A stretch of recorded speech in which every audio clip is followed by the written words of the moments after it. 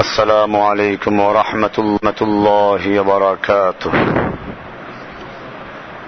إن الحمد لله نحمده ونستعينه ونستغفره ونؤمن به ونتوكل عليه ونعوذ بالله من شرور أنفسنا ومن سيئات أعمالنا. من يهده الله فلا مضل له ومن يضلله فلا هادي له. وأشهد أن لا إله إلا الله وحده لا شريك له وأشهد أن محمدا عبده ورسوله صلى الله تعالى عليه وعلى آله وصحبه أجمعين. أما بعد فإن أصدق الحديث كتاب الله وأحسن الهدي هدي محمد صلى الله عليه وسلم وخير الأمور عوازمها وشر الأمور محدثاتها وكل محدثة بدعة وكل بدعة ضلالة وكل ضلالة في النار. আল্লাহ সুবহানাহু ওয়া তাআলার মহান দরবারে লাখ শুকরিয়া জ্ঞাপন করছি, যিনি আমাদেরকে ঢাকার ঐতিহ্যবাহী বুয়েট বিশ্ববিদ্যালয়ের মসজিদে কোরআন এবং হাদিসের কথা আলোচনা করার জন্য এবং শোনার জন্য বসার তৌফিক এনায়েত করেছেন। এজন্য আমরা সকলেই আল্লাহর দরবারে শুকরগুজার হচ্ছি। আমরা বলছি আলহামদুলিল্লাহ। আজকে আমরা এই মাহফিল করছি এমন একটি মুহূর্তে যখন পৃথিবীর মুসলিম জাতি এক কঠিন মুহূর্ত অতিক্রম করছে। আল্লাহর রাসূল সাল্লাল্লাহু আলাইহি ওয়াসাল্লাম ইরশাদ করেছেন, ইউশিকু আন তাদাআল উমাম কামা ইয়াতাদাআল আকিলাতু ইলা কাসআতিহা। এমন একটি মুহূর্ত আসবে যখন কাফের শক্তিগুলো, আল উমাম, আল্লাহর রাসূল সাল্লাল্লাহু আলাইহি ওয়াসাল্লাম এই শব্দটি ব্যবহার করেছেন। বর্তমানেও জাতিসংঘের আরবি হচ্ছে আল উমামুল মুত্তাহিদা। আল্লাহর রাসূল এই শব্দটাই ব্যবহার করেছেন যে জাতিগুলো, কাফের শক্তিগুলো ঐক্যবদ্ধভাবে তারা মাঠে নামবে, একজন অপরজনকে আহ্বান করবে। যেরকম ভাবে খাবার দস্তরখান বিছিয়ে মেহমানদেরকে ডাকা হয় খাবারের জন্য, ঠিক এরকম ভাবে কাফের শক্তিগুলো একজন অপরজনকে আহ্বান করবে মুসলিমদেরকে ধ্বংস করার জন্য। সাহাবায়ে কেরাম প্রশ্ন করলেন যে, ইয়া রাসূলুল্লাহ, তখন কি মুসলিমরা একেবারেই নগণ্য হবে? রাসূলুল্লাহ সাল্লাল্লাহু আলাইহি ওয়াসাল্লাম বললেন, না, মুসলিমদের সংখ্যা তখন অনেক বেশি হবে, কিন্তু ওয়ালাকিন্নাকুম গুসাউন কাগুসাইস সাইল, তোমাদের মুসলিমদের সংখ্যা অনেক বেশি হবে ঠিকই, কিন্তু তাদের অবস্থা হবে বন্যার পানির সঙ্গে যেমন খড়কুটা ভেসে যায়, এই ভাসমান খড়কুটার মতো অবস্থা হবে। সাহাবায়ে কেরাম জিজ্ঞেস করলেন, ইয়া রাসূলুল্লাহ, এর কারণটা কি? বললেন, তোমাদের অন্তরের মধ্যে ওহান ঢুকিয়ে দেওয়া হবে। সাহাবায়ে কেরাম বললেন, আমাল ওহান, ওহান কি জিনিস? আল্লাহর রাসূল সাল্লাল্লাহু আলাইহি ওয়াসাল্লাম বললেন, হুব্বুদ দুনিয়া ওয়া কারাহিয়াতুল মাউত। ওহান হচ্ছে দুনিয়ার প্রতি ভালোবাসা এবং মৃত্যুকে অপছন্দ করা, আল্লাহর রাস্তায় মৃত্যুকে অপছন্দ করা। এই কারণেই তোমাদের অন্তরের মধ্যে ওহান ঢুকে যাবে, তোমাদের এই পরিস্থিতি হবে।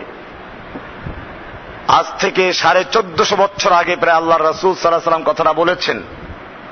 যদি আমরা দেখি ইরাকে হামলা করার পূর্বে, আফগানিস্তানে হামলা করার পূর্বে কাফের শক্তিগুলো কিভাবে একজন অপরজনকে আহ্বান করেছে, আল্লাহর রাসূল সাল্লাল্লাহু আলাইহি ওয়াসাল্লামের ভবিষ্যৎবাণী হাদিসের প্রত্যেকটা কথা অক্ষরে অক্ষরে মিলে যায়। আজকে আমরা এই মাহফিল করছি এমন একটি মুহূর্তে যখন পৃথিবীর মুসলিম জাতিকে কিভাবে ধ্বংস করা যাবে, পৃথিবীর মানচিত্র থেকে কিভাবে মুছে ফেলা যাবে মুসলিমদের অস্তিত্বকে, এই পরিকল্পনা নিয়ে মাঠে নেমেছে কাফের শক্তিগুলো। আল কুফরু মিল্লাতুন ওয়াহিদা। আল্লাহ রাসূল সাল্লাল্লাহু আলাইহি ওয়াসাল্লাম বলেছেন, সমস্ত কাফের এক জাতি। মুসলিমদের বিরোধিতায় সমস্ত কাফের এক। আমরা তাই দেখতে পাচ্ছি, আজকে ইহুদি বলেন, খ্রিস্টান বলেন, হিন্দু বলেন, বৌদ্ধ বলেন, সব এক হয়ে গেছে একটা জাতির বিরুদ্ধে। কাদের বিরুদ্ধে? মুসলিমদের বিরুদ্ধে। এমনি ভাবে আমরা এর ফলে দেখি, একদিকে মুসলিমদের প্রথম কিবলা বাইতুল মুকাদ্দাস ওরা দখল করেছে, মুসলিমদের জমিন দখল করে ওখান থেকে মুসলিমদেরকে তাড়িয়ে দিচ্ছে, মুসলিমদের বাড়ি ঘরগুলোকে বুলডোজার দিয়ে গুড়িয়ে দিচ্ছে। মুসলিম শিশুরা যখন ফিলিস্তিনের স্কুলে যায়, ওদের তল্লাশি করে, ওরা হয়তো ঢিল ছুড়ল, এর জবাবে ওরা ট্যাঙ্কের গোলা দিয়ে বুকটাকে ঝাঁঝরা করে দিচ্ছে। ইরাকের বুকে হামলা করার পূর্বে আমেরিকা অবরোধ দিয়ে প্রায় 10 লক্ষ মুসলিম শিশুদেরকে হত্যা করেছে। আফগানিস্তানে যুগ যুগ ধরে মুসলিমদেরকে পাখির মতো গুলি করে হত্যা করা হচ্ছে। আপনারা জানেন, যখন বামিয়ানের মূর্তি ভাঙ্গা হয়েছিল, সারা দুনিয়ার মিডিয়াগুলো তোলপাড় সৃষ্টি করল, মানবাধিকার লঙ্ঘন করা হয়েছে। আর সেই আফগানিস্তানে যখন একটা প্রাইমারি স্কুলে বোমা হামলা করে 300 শিশুদের হত্যা করলো, তাদের লাশগুলো লাইন দিয়ে সারিবদ্ধভাবে যখন রাখা হলো, পৃথিবীর মিডিয়াগুলো চুপ থাকলো। এটা মানবাধিকার লঙ্ঘন হয় নাই, কারণ এরা মুসলিমদের শিশু। এমনি ভাবে আপনারা জানেন, যখন পূর্ব তিমুরে মুসলিম দেশের একটা অংশ, ওরা আজ থেকে প্রায় 20 বছর আগে, আমাদের বাংলাদেশ সেনাবাহিনী রিপোর্ট করেছে কয়েকদিন আগে, সেখানে বলেছে 70 বছর আগে। আসলে 70 বছর লাগে নাই, ওরা এই প্ল্যান করেছিল মাত্র 20 বছর আগে। সেই প্ল্যান করে মাত্র 200 ছেলেদেরকে, যুবকদেরকে ওরা প্রশিক্ষণ দিয়ে মুসলিমদের উপরে হামলা করালো, মুসলিমদের বাড়ি ঘরগুলো আগুন দিয়ে জ্বালিয়ে দিল, মসজিদগুলোতে আগুন লাগালো। এরপরে যখন মুসলিম ছেলেরা তৈরি হলো, তখন জাতিসংঘের বাহিনী চলে আসলো। এরপরে সেই ইন্দোনেশিয়ার একটা রাজ্যকে, একটা এলাকাকে খ্রিস্টান রাজ্য ঘোষণা করলো। পূর্ব তিমুর মুসলিমদের বুকে আবার খ্রিস্টান রাজ্য ওরা করলো। একই ধরনের চক্রান্ত করেছে দক্ষিণ সুদানে, সেখানেও ওরা খ্রিস্টান রাজ্য বানিয়েছে। এমনি ভাবে বর্তমানে এই চক্রান্ত হচ্ছে পার্বত্য অঞ্চলকে নিয়ে। আপনারা জানেন, কয়েকদিন আগে বাংলাদেশের সেনাবাহিনী সরকারের কাছে একটা প্রতিবেদন জমা দিয়েছে। সেখানে তারা এই শব্দগুলোই ব্যবহার করেছে যে পার্বত্য অঞ্চল যেন পূর্ব তিমুর আর দক্ষিণ সুদান না হয়। তাহলে এখানেও এরা চক্রান্ত করছে, ষড়যন্ত্র করছে, আর একটা ইসরায়েল অথবা পূর্ব তিমুরের ন্যায় খ্রিস্টান রাজ্য বানাবার জন্য। একদিকে ইহুদি খ্রিস্টানদের এই চক্রান্ত, আর একদিকে আল্লাহর রাসূল সাল্লাল্লাহু আলাইহি ওয়াসাল্লাম আরো একটা ভবিষ্যৎবাণী করেছেন মুসলিমদের অবস্থা নিয়ে। হাদিসে আল্লাহর রাসূল সাল্লাল্লাহু আলাইহি ওয়াসাল্লাম বলেছেন, হাদিসটা মিশকাতুল মাসাবিহ নামক কিতাবুল ইলমের ভিতরে পাবেন শেষ দিকে। আল্লাহর রাসূল সাল্লাল্লাহু আলাইহি ওয়াসাল্লাম বলেছেন, সায়াতি আলান নাস জামান, মানুষের সামনে, মুসলিমদের সামনে এমন একটি সময় আসবে, লা ইয়াবকা মিনাল ইসলামে ইল্লা ইসমুহু, যখন ইসলামের শুধুমাত্র নাম ছাড়া আর কিছুই থাকবে না। নাম ইসলাম, এরা জানবে না ইসলাম অর্থ কি। আপনারা আজকে শিক্ষিত লোক, আপনাদেরকেও যদি জিজ্ঞেস করা হয় ইসলাম অর্থ কি, হয়তো অনেকেই বলবেন ইসলাম মানে শান্তি, কারণ এটাই শেখানো হয় দেশে। অথচ আপনারা কোনদিন যাচাই করেন না ইসলাম মানে কি আসলে। ইসলাম কায়েম হলে শান্তি প্রতিষ্ঠিত হবে, এটা সত্য, কিন্তু তাই বলে ইসলাম মানে শান্তি নয়।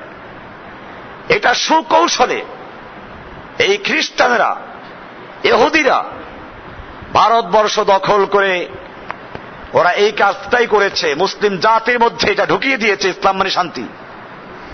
কাজে তোমরা শান্তিতে বসবাস করবে, নামাজ রোজা করবে, ঘুমাবে, আর আস্তে আস্তে হাঁটবে, খবরদার পিঁপড়া যেন টের না পায় জমিনে।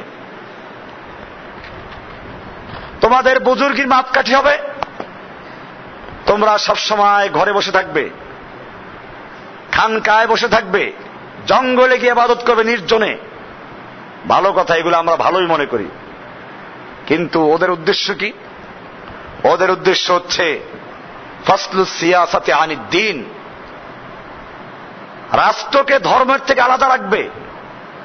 তোমরা ওই মসজিদে গিয়ে কাজ করো, খবরদার রাষ্ট্র নিয়ে কোনো কথা বলবে না। ইসলামের অর্থনীতি, পররাষ্ট্রনীতি, স্বরাষ্ট্রনীতি, ইসলামের কি আছে এইগুলো নিয়ে তোমরা খবরদার কথা বলবে না, নতুবা ইসলাম মানে ওরাও ভালো করে জানে।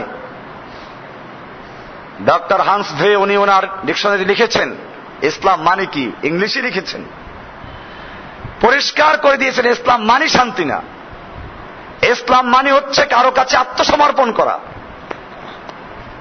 আর মুসলিমদের পরিভাষা ইসলাম বলে এক আল্লাহর বিধানের সামনে, এক আল্লাহর হুকুমের সামনে, এক আল্লাহর বাণী কোরআনের সামনে জীবনের সকল ক্ষেত্রে, ব্যক্তি জীবনে, পারিবারিক জীবনে, সামাজিক জীবনে, রাষ্ট্রীয় জীবনে, সব ক্ষেত্রে এক আল্লাহর বিধানের কাছে আত্মসমর্পণ করার নাম কি? এটা কুফাররা ভালো করে জানে, ওরা জানে এটার অর্থ, এই অর্থ দিয়ে মুসলিমরা জানে। তাহলে এই মুসলিম জাতিকে আর কোনোভাবে দমন করা যাবে না, সেজন্য ওদেরকে শিখাও ইসলাম মানে শান্তি। হ্যাঁ, সালাম অর্থ শান্তি। আমরা একজন আরেকজনকে সালাম দেই, সালাম, আসসালামু আলাইকুম, তোমার উপরে আল্লাহর পক্ষ থেকে শান্তি বর্ষিত হোক, এই সালাম অর্থ শান্তি। ইসলাম মানে হচ্ছে এক কথায় এক আল্লাহর বিধানের কাছে আত্মসমর্পণ করে পৃথিবীতে শান্তি প্রতিষ্ঠিত করা, মানব রচিত বিধান, মানব রচিত আইন কানুন বাতিল করে মানুষের সার্বভৌমত্ব, মানুষের সংবিধান, মানব রচিত আইন সব বাতিল করে এক আল্লাহর সার্বভৌমত্ব, এক আল্লাহর সংবিধান কায়েমের মাধ্যমে শান্তি প্রতিষ্ঠিত করার নাম হচ্ছে ইসলাম। আর এরকম যারা কাজ করে, এরকম যারা আল্লাহর হুকুম মেনে চলে, তাদেরকে বলে মুসলিম। কিন্তু আজকে মুসলিম জাতি তা ভুলে গেছে। আজকে মুসলিম কাকে বলে? মুসলিম জাতি আজকে খাজা বাবা, গাজা বাবা, ল্যাংটা বাবা, পীর বাবা, দরগাওয়ালা, দুর্গাওয়ালা, গাউসুল আজম, খাজা বক্স, গঞ্জে বক্স, আতা বক্স, বান্দা নওয়াজ, গরিব নওয়াজ, এই সব টাইটেল গুলো দিয়ে মানুষদেরকে, পীর বুজুর্গদেরকে আল্লাহর আসনে বসিয়েছে। কারণ এই প্রত্যেকটা কাজ আল্লাহর। কার কাজ? আল্লাহর কাজ। আপনারা জানেন আমাদের এই দেশে মহাখালীতে একটা মসজিদ আছে, গাউসুল আজম বরফির আব্দুল কাদের জিলানী মসজিদ। আপনি চিন্তা করেন না গাউস মানে কি? গাউস অর্থ কি? বিপদে সাহায্যকারী, গাসা ইউগিসে গাসাতান, বিপদে উদ্ধারকারী, বিপদে সাহায্যকারী। আল আজম মানে সবচেয়ে বড়। তাহলে অর্থ দাঁড়ায় এই, সবচেয়ে বড় বিপদে সাহায্যকারী। সে কে? না কোনো মানুষ। তাহলে মানুষকে যদি কেউ গাউসুল আজম বিশ্বাস করে, সে ব্যক্তির সঙ্গে সঙ্গে মুশরিক হয়ে যায়। বান্দা নওয়াজ, গরিব নওয়াজ, খাজা গরিবে নওয়াজ বলে না? গরিব নওয়াজ অর্থ কি? ফার্সি শব্দগুলো আপনার অর্থ জানেন না। গরিবে নওয়াজ মানে যে গরিবকে, অসহায়কে যিনি দান করেন, দান করার মালিক কে? না কোনো মানুষ। এইভাবে আজকে বহু ইলা এবং বহু রবের ইবাদত চলছে। এজন্য মুসলিম জাতি আজ চতুর্দিকে বদদলিত, লাঞ্ছিত, বঞ্চিত, অবহেলিত। মুসলিম জাতিকে আজকে কেউ ভয় করে না।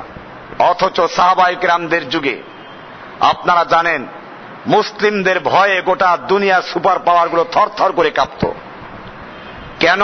আল্লাহ তাআলা কোরআনে বলেছেন, ওয়ালা তাহিনু ওয়ালা তাহজানু ওয়া আনতুমুল আ'লাউনা ইন কুনতুম মুমিনিন। খবরদার, তোমাদের কোনো ভয় নেই, তোমাদের কোনো চিন্তা নেই, তোমরাই থাকবে উচ্চ আসনে, তোমাদের শত্রুর কত শক্তি, কত অস্ত্র আছে, এগুলো তোমাদের চিন্তা করার দরকার নেই। ওয়ালা তাহিনু ওয়ালা তাহজানু, তোমাদের ভয় নেই, চিন্তা নেই। ওয়া আনতুমুল আ'লাউনা, তোমরাই থাকবে উচ্চ আসনে, তোমরাই থাকবে বিজয়ী।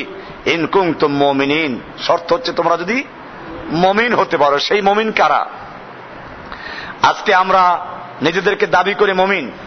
কোরআনের সূরা বাকারা 8 নম্বর আয়াতে আল্লাহ বলছেন, ওয়ামিনান নাসি মান ইয়াকুলু আমান্না বিল্লাহি, মানুষের মধ্যে অনেক মানুষ আছে এরকম যারা বলে আমরা আল্লাহকে বিশ্বাস করি, ওয়াবিল ইয়াউমিল আখির, আমরা পরকালেও বিশ্বাস করি, আমরা পাক্কা মুমিন।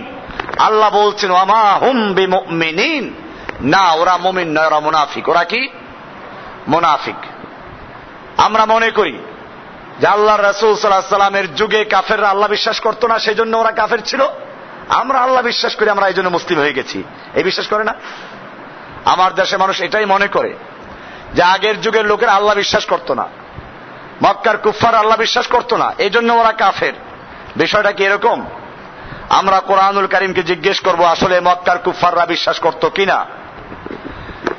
আল্লাহর কোরআনে পরিষ্কার বলা আছে, সূরা যুখরুফের 87 নম্বর আয়াত পড়ুন। আল্লাহ বলছেন ওয়ালা ইন সাআলতাহুম মান খালাকাহুম, হে নবী আপনি যদি ওদেরকে জিজ্ঞাসা করেন, কাদেরকে? মক্কার কুফফারদেরকে জিজ্ঞেস করেন, মান খালাকাহুম, কে ওদেরকে সৃষ্টি করেছে, লা ইয়াকুলুন্নাল্লাহ, তারা অবশ্যই বলবে সৃষ্টি করেছেন কে? তাহলে মক্কার কুফফাররাও বিশ্বাস করত সৃষ্টিকর্তা কে।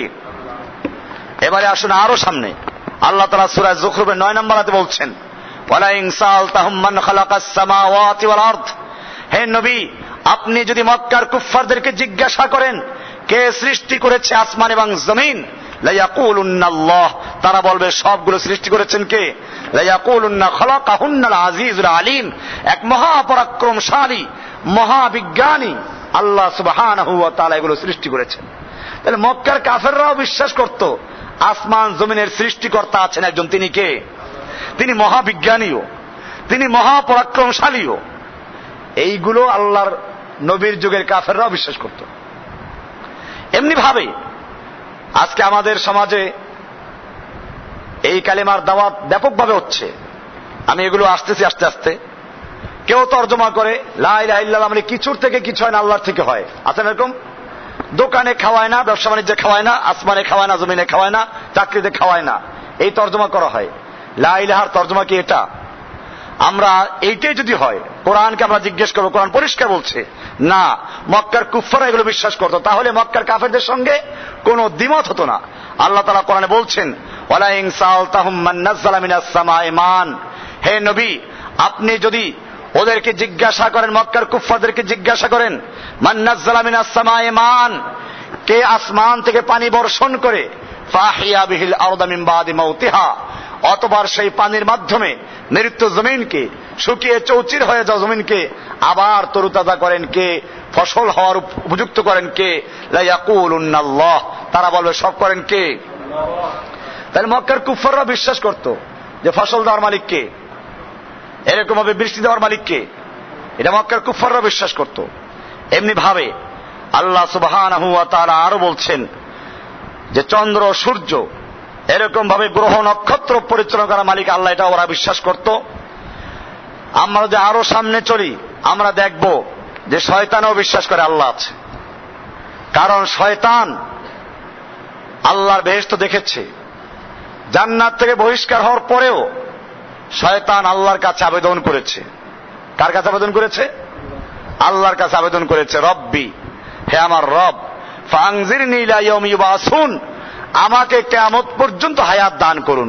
শয়তান আবেদন করেছে কার কাছে? আল্লাহর কাছে। এমনি ভাবে আমরা যদি দেখি যে ফেরাউন নিজে আল্লাহ দাবি করেছিল, ওই ফেরাউনও আল্লাহকে বিশ্বাস করত, ফেরাউনেরও আল্লাহ বিশ্বাস করত, আর অনেক আল্লাহ ছিল ওর। কোরআনুল কারীমে সূরা আরাফের 127 নম্বর আয়াত দেখবেন আল্লাহ তাআলা বলছেন মুসা আলাইহিস সালাতু ওয়াস সালাম এবং হারুন যখন তার জাতিকে দাওয়াত দেওয়া শুরু করলেন, তখন এই ফেরাউন এবং তার মন্ত্রীগণ পরামর্শে বসলো। ফেরাউনকে তার মন্ত্রী পরিষদ যে পরামর্শ দিয়েছিল, কোরআনে সেগুলো আছে। কোরআন বলছে ওয়াকাল আল মালাউ মিন কওমে ফিরআউনা, ফেরাউনের মন্ত্রী পরিষদ তাকে পরামর্শ দিল, তাকে বলল আতাদারু মুসা ওয়া কওমাহু, তুমি মূসাকে এবং তার জাতিকে কি এই সুযোগ দিবে লিয়ুফসিদু ফিল আরদে, যে তারা জমিনে ফাসাদ করবে, ওয়ায়াদারাকা ওয়া আলিহাতাকা, এবং তোমাকে আর তোমার আল্লাহদেরকে বর্জন করবে, তোমাকে এবং তোমার আল্লাহদেরকে বর্জন করবে। সূরা আরাফের 127 নম্বর আয়াত। এখানে পরিষ্কার হয়ে গেল যে ফেরাউনের অনেকগুলো আল্লাহ ছিল। এরকম ভাবে ইহুদি খ্রিস্টানরাও আল্লাহ বিশ্বাস করে। কোরআনুল কারীমের সূরা মায়েদার 18 নম্বর আয়াতে আছে, আল্লাহ তাআলা বলছেন, খ্রিস্টানরা বলে, ইহুদিরা বলে, ক্বালাতিল ইয়াহুদু ওয়ান নাসারা, ইহুদি এবং খ্রিস্টানরা বলে, নাহনু আবনাউল্লাহি, আমরা আল্লাহর সন্তান, আল্লাহর নাতি পুতি, ও আহিব্বাহু, এবং আল্লাহর প্রিয় সন্তান, প্রিয় নাতিপুতি। তেজ্য পুত্র না, আল্লাহর পুত্র, আবার কি না, তেজ্য পুত্র না, আল্লাহর প্রিয় পুত্র। তাহলে বোঝা গেল এই বর্তমান যুগের ইহুদি খ্রিস্টানরা আল্লাহ বিশ্বাস করে। তাহলে ওদের সঙ্গে আমাদের পার্থক্য কোথায়? আজকে এটাই আমাদের ক্লিয়ার করতে হবে।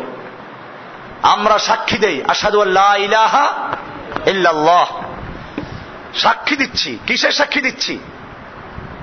একজন লোক আদালতে গেল, জজ জিজ্ঞেস করলো যে তুমি কে? বলে আমি একজন এই খুনের মামলার সাক্ষী।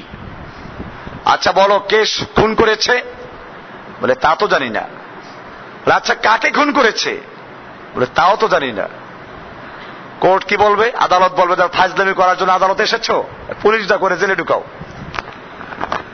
দুনিয়ার একটা সামান্য সাক্ষী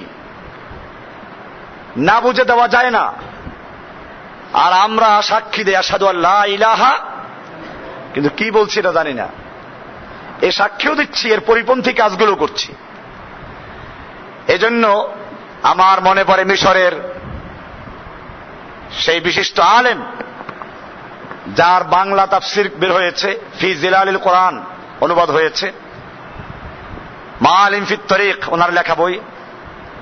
এই কিতাব লেখার কারণেই মূলত ওনাকে ফাঁসিতে ঝুলতে হয়েছিল। ওনাকে যখন ফাঁসি দেওয়া হবে এর আগের রাতে জেলখানার ইমাম গেল ওনার কাছে। উনি জিজ্ঞেস করেন তুমি কে? বলল আমি জেলখানার ইমাম সাহেব। বলে কেন আসতেন? আপনার তো ফাঁসি হচ্ছে, আর যে সমস্ত মুসলিমদের ফাঁসি হয় তাদের তওবা পড়াই, কালেমা পড়াই আমি, এটা আমার দায়িত্ব।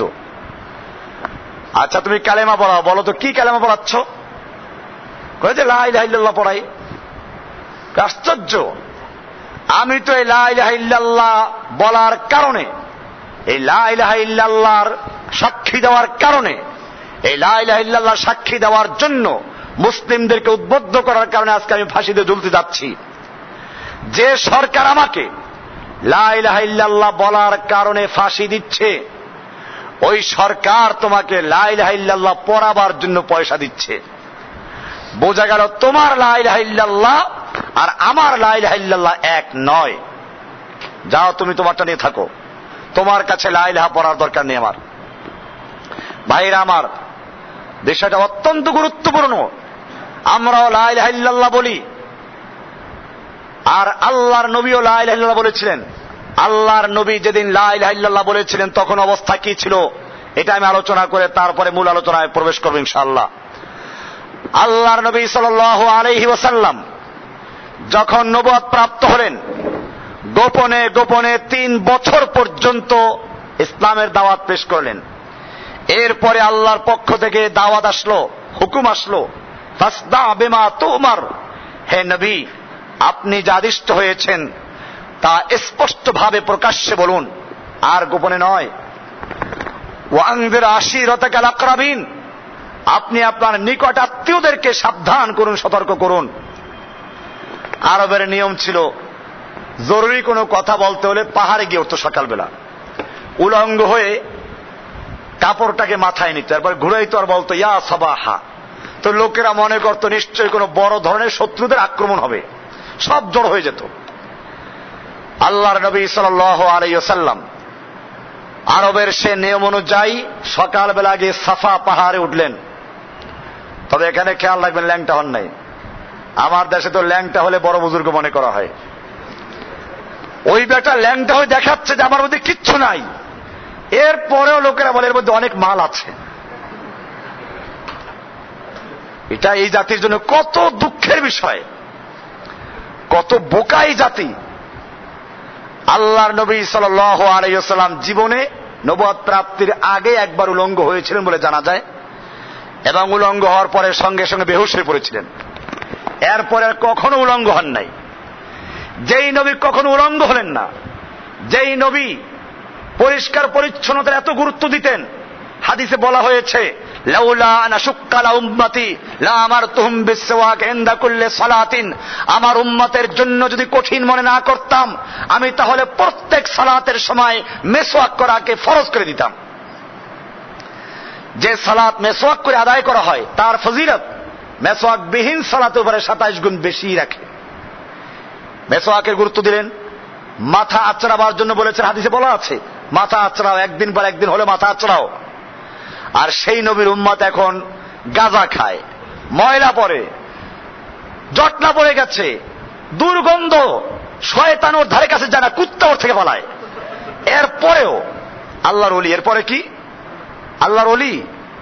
আমার ভাইয়েরা মনে রাখতে হবে এই জাতি কত অধঃপতনে চলে গেছে। এই জাতির মধ্যে একদল আছে মারেফাতপন্থী বাউল। এদের আত্মশুদ্ধি করার জন্য, শুদ্ধি অর্জন করার জন্য পঞ্চরস খেতে হয়। আপনারা বুঝতে পেরেছেন পঞ্চরস কি? মেয়ে লোকের হায়েজ, নেফাস, এরপরে পেশাব পায়খানা, আর হলো পুরুষের বীর্য। এটা আবার পীরের বীর্য হলে আরো সুবিধা, কারণ বীজ মে আল্লাহ, ওরা বিসমিল্লাহর তর্জমা করে বীজ মে আল্লাহ। বীজ মানে হলো পীরের বীর্য, এর মধ্যে আল্লাহ আছে। এই শয়তান এগুলো দেখে হাসে। যাই হোক, বলছিলাম আল্লাহর রাসূল সাল্লাল্লাহু আলাইহি ওয়াসাল্লাম সাফা পাহাড়ে গেলেন, সকালবেলা ডাক দিলেন, ইয়া সাবাহা ইয়া বনি হাশিম ইয়া বনি ফিহর ইয়া বনি মুত্তালিব। এক এক গোত্রের নাম ধরে ধরে ডাকলেন। সকালবেলার আওয়াজ এমনি ভয়াবহ আওয়াজ, মক্কার লোকদের কান সতর্ক হয়ে গেল। সবাই চলে আসলো। যেই নেতারা অসুস্থ ছিল, আসতে পারে নাই, তারা তাদের লোকদেরকে পাঠাইলো, যাও তোমরা শুনে আসো।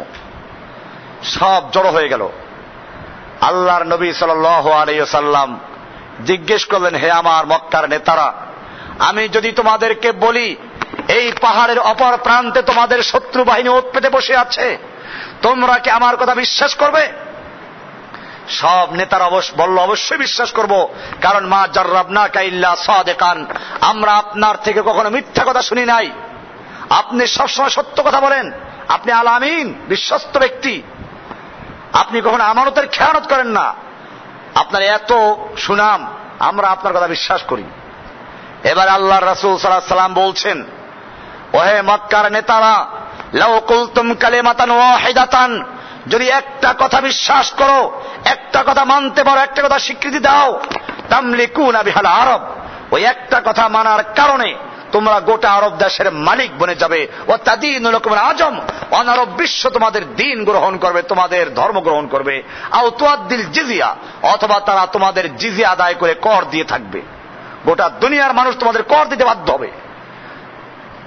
মক্কার নেতারা খুশি, এখনো খুশি, কারণ নেতৃত্ব পাওয়া যাবে। নেতারা নেতৃত্বের জন্য সবকিছুই করতে পারে। যারা দুনিয়ার নেতৃত্ব চায়, ওরা একটা ভোটের জন্য মানুষের গোলামি করতে রাজি আছে। যাই হোক, আল্লাহর রাসূল সাল্লাল্লাহু আলাইহি ওয়াসাল্লাম এখন পর্যন্ত ওদের কাছে বিশ্বস্ত ব্যক্তি, ভালো মানুষ। এখনই পার্থক্য হয়ে যাবে, এটাই আমি বলেছি এজন্য যে আল্লাহর নবী এমন কি বক্তব্য দিয়েছিলেন, যেই বক্তব্যের কারণে এখন পর্যন্ত যেই লোকগুলো নবীর পক্ষে, যেই লোকগুলো নবীকে বিশ্বস্ত বলে বিশ্বাস করে, যেই লোকগুলো বলছে আপনি যা বলবেন বিশ্বাস করব, আর এক মুহূর্তের মধ্যে সেই লোকগুলো বিরুদ্ধে চলে যাচ্ছে, সেই কথাটা কি ছিল? আল্লাহর রাসূল সাল্লাল্লাহু আলাইহি ওয়াসাল্লাম বললেন, ইয়া আইয়ুহান নাস কুলু লা ইলাহা ইল্লাল্লাহ তুফলিহুন তা'বুদুনাল্লাহ ওয়াহদাহু ওয়া তাখলাউনা মা তা'বুদুনা মিন দুনিল্লাহ। ওহে দুনিয়ার সমস্ত মানুষেরা, কিয়ামত পর্যন্ত সমস্ত মানুষদেরকে আহ্বান করলেন, আপনাদেরকে আহ্বান করেছেন। সেই একটি কথা হচ্ছে, কুলু লা ইলাহা ইল্লাল্লাহ, তোমরা বলো আল্লাহ ছাড়া আর কোন ইলাহা নাই। এটা আমরাও পড়ি, কিন্তু মক্কার কুফফাররা ভালো করে বুঝেছে। আমাদের সমাজে লা ইলাহা ইল্লাল্লাহ বললে কেউ বুঝে না, কেউ প্রতিবাদ করে না। আবু জাহালরা বুঝেছে, আবু লাহাবরা বুঝেছে, সঙ্গে সঙ্গে দাঁড়িয়ে প্রতিবাদ করলো, তাব্বান লাকা সায়রাল ইয়াউম, তোমার গোটা জীবন ধ্বংস হোক, আলিহাদা জামাতানা, তুমি আমাদের এজন্য জড়ো করেছো। এরপরে আবু লাহাব আল্লাহর নবীকে মারতে উদ্যত হল 2 হাত উঁচু করে। এজন্যই আল্লাহ নবীর পক্ষে একটা লোক প্রতিবাদ করতে পারলো না। নবী মরক্ষুণ্ণ হয়ে ঘরে চলে গেলেন। আল্লাহর পক্ষ থেকে সান্ত্বনা নাজিল হলো, তাব্বাত ইয়াদা আবি লাহাবি ওয়া তাব্বা। আবু লাহাবের 2 হাত ধ্বংস হোক, সে নিজে ধ্বংস হোক। আবু লাহাব বলল, আজালাল আলিহাতা ইলাহা ওয়াহিদা ইন্না হাযা লাশাইউন উজাব। মুহাম্মদ কি সমস্ত আলিহাদেরকে, আমাদের এত আল্লাহ, এত পীর বুজুর্গ, এত দেবদেবী, এই সবগুলোকে এক আল্লাহর মধ্যে কেন্দ্রীভূত করে ফেললো? ইন্না হাযা লাশাইউন উজাব, এটা বড় আশ্চর্য কথা। তারা আরো বলল, আইন্না লা তারিকু আলিহাতিনা, আমরা আমাদের আলেহাদেরকে, আল্লাহদেরকে, বহু ইলাদেরকে আমরা বর্জন করব লে শায়রিন মাজনুন, এক পাগল উম্মাদ কবির কথায়। এক শ্বাসে 2 গালি দিয়ে ফেললো। কয় গালি দিল? আমার একটা বই আছে, যাদের কাছে আজ দেখে নেবেন, ওখানে শিরোনাম দিয়েছি এক শ্বাসে 2 গালি। এক শ্বাসে 2 গালি। এখানে আল্লাহর নবী কিন্তু ওদের আল্লাহদেরকে বর্জন করতে পারেন নাই। ওরা বুঝতে পেরেছে লা ইলাহা মানে হচ্ছে, লা ইলাহা আগে মানে ক্লিয়ার করে সব বাদ। আপনি এই পুরাতন বিল্ডিং এ রং করতে হলে যেমন আগে পুরাতন রং ঘষে মেজে ধুয়ে মুছে পরিষ্কার করে এরপরে নতুন রং করবেন, ঠিক তেমনি ভাবে লা ইলাহার মানে হচ্ছে, আবু জাহেল বুঝতে পেরেছে যে লা ইলাহার মানে হচ্ছে আগে সব বর্জন করতে হবে, আগে সব ত্যাগ করতে হবে, আগে সব মানুষের সার্বভৌমত্ব, মানুষের আইন কানুন, মানুষের ইবাদত, এই সবগুলো বর্জন করতে হবে। এই লা ইলাহার মানে হচ্ছে আমাদের কোনো ক্ষমতা চলবে না, লা ইলাহার মানে হচ্ছে আমাদের কোনো আইন চলবে না, লা ইলাহার মানে হচ্ছে আমাদের দেবদেবী চলবে না, আমাদের পীর বুজুর্গ চলবে না, কারো কোনো ক্ষমতা নাই, আমাদের মাজার চলবে না, খাজা বাবা চলবে না, গাদা বাবা চলবে না, ল্যাংটা বাবা চলবে না, বান্দা নামাজ চলবে না, গরিব নামাজ চলবে না, এবং আমাদের যত জুলফে দারাজ, গেসু দারাজ, গাউসুল আজম, গরিব নামাজ, এগুলো সব বাতিল হয়ে যাবে। লা ইলাহা। বোঝা গেল আবু লাহাব ঠিকই বুঝতে পেরেছিল। আবু লাহাব ঠিকই বুঝতে পেরেছিল। আমাদের লোকেরা বুঝে না, আমরা যারা বলি তারাও বুঝি না, যারা যাদের জন্য বলি তারাও বুঝে না। নইলে আমি যদি এখন বলি, আপনারা সবাই জানেন আমাদের দেশের একটা সংবিধান আছে, যে সব দেশেরই আছে। যে কোনো একটা স্বাধীন রাষ্ট্র হলে তার একটা সংবিধান থাকবে, সার্বভৌমত্ব থাকবে, জনগণ থাকবে, ভৌগোলিক সীমানা থাকবে। এই 4টা মূল উপাদান, এটা ছাড়া কোনো রাষ্ট্রই হতে পারে না। বাংলাদেশের একটা রাষ্ট্রীয় সংবিধান আছে। এই সংবিধানের সাথে একে লেখা আছে প্রজাতন্ত্রের সকল ক্ষমতার মালিক জনগণ। তাহলে এখন যদি কোনো ব্যক্তিরা বিশ্বাস করে আবার লা ইলাহা পড়ে, লা ইলাহা ইল্লাল্লাহ মানে হচ্ছে কোনো ক্ষমতার মালিক কেউ নেই, কোনো জনগণ নেই, কেউ নেই। আমাদের দেশের জনগণ ক্ষমতার মালিক। এখন এত ক্ষমতার মালিক হলে তো সমস্যা, সেজন্য জনগণ ভোট দেয়, ভোট দিয়ে ওই ক্ষমতাটাকে হস্তান্তর করে এমপিদের কাছে। এবারে এমপিরা ক্ষমতার মালিক হয়ে জনগণের ক্ষমতা পেয়ে গেল, এরপরে সংসদে গিয়ে বসলো। সংসদে গিয়ে এখন যে কয়জন বসলো, গোটা দেশের জনগণের ক্ষমতা তাদের কাছে। এখন এরা সার্বভৌম ক্ষমতার মালিক। এই প্রথমে সার্বভৌমত্ব আসে। সার্বভৌমত্বের কমান্ড কি আইন বলা হয়। কাজে তারা সার্বভৌম ক্ষমতার মালিক হয়ে গেল, ওখানে মালিক হয়ে বসলো। আপনারা আশ্চর্য হবেন, ফেরাউন যে আল্লাহ দাবি করেছিল, এই ফেরাউন এই অর্থে আল্লাহ দাবি করেছিল। ফেরাউন আসমানের আল্লাহ দাবি করে নাই, এটা দাবি করতেও পারে না, দাবি করলে মানবেও না। চন্দ্র সূর্যের মালিক আমি, আসমানের মালিক আমি, এই দাবি কেউ করতে পারে? এই দাবি ফেরাউন করলে ওরে কেউ মানত, থাপ্পড় মারত ওরা। তাহলে বোঝা গেল ফেরাউন এই যে আল্লাহ দাবি করেছিল, ভালো করে বুঝবেন আমার জাতি কত যে অজ্ঞ। এরা মনে করে ফেরাউন আল্লাহ দাবি করেছিল, এবার আল্লাহ দাবি করলে সেই আল্লাহ কি আসমানের আল্লাহ? এটা দাবি করলে কেউ মানত নাকি? কোরআনে স্পষ্ট বলা আছে, ফেরাউন বলছে আলাইসা লি মুলকু মিসর হাযা, এই মিশরের ক্ষমতা কি আমার হাতে নয়? তাহলে বুঝা গেল মিশরের ক্ষমতার মালিক সেই হিসেবে আল্লাহ দাবি করেছে। আমাদের এই লোকগুলো সারা দেশের ভোট পেয়ে তারপরে বাংলাদেশের সর্বময় ক্ষমতার মালিক হয়ে তারা সার্বভৌমত্বের দাবি করছে। এরা কোন আসনে বসলো? এখন আল্লাহর আসনে বসলো। অথচ এই ক্ষমতার মালিক একমাত্র কে? আল্লাহ সুবহানাহু ওয়া তাআলা। আপনারা বলবেন এরা তো আসমা আল্লাহ দাবি করে নাই, ফেরাউন আসমা আল্লাহ দাবি করে নাই, ফেরাউন যে অর্থে আল্লাহ দাবি করেছিল সেই অর্থেই এই লোকগুলো কি দাবি করে? আল্লাহ দাবি না করলেও শব্দটা আল্লাহ শোনায়, কারণ আরবি তো জানে না এরা, বাংলায় বলে সার্বভৌমত্বের মালিক। তো সার্বভৌমত্বের মালিক কি বলে আল্লাহ আরবিতে? সার্বভৌম ক্ষমতার মালিক। এই সার্বভৌম ক্ষমতার মালিক হওয়ার জন্য কি কোয়ালিটি দরকার? ওটা কোরআনে আছে। আয়াতুল কুরসির এত ফজিলত কেন? আপনার আয়াতুল কুরসির ফজিলত সবার কাছেই শুনবেন, যে সকালে একবার বলে সারাদিনে ভূত পালায়, শয়তানে তার ধরবে না। আবার সন্ধ্যায় একবার পড়লে সারাদিনে ভূত তার ধারে কাছে আসবে না সারা রাত্রে। কেন এত এত পাওয়ার কেন? এর মধ্যে আছে আল্লাহু লা ইলাহা ইল্লা হুয়া, আল্লাহ যিনি ছাড়া কোনো ইলাহা নাই, কোনো মাবুদ নাই, কারণ আনুগত্য করা যাবে না। আল হাইয়্যু, তিনি চিরঞ্জীব। তোদের যত আল্লাহ আছে সব মরবে।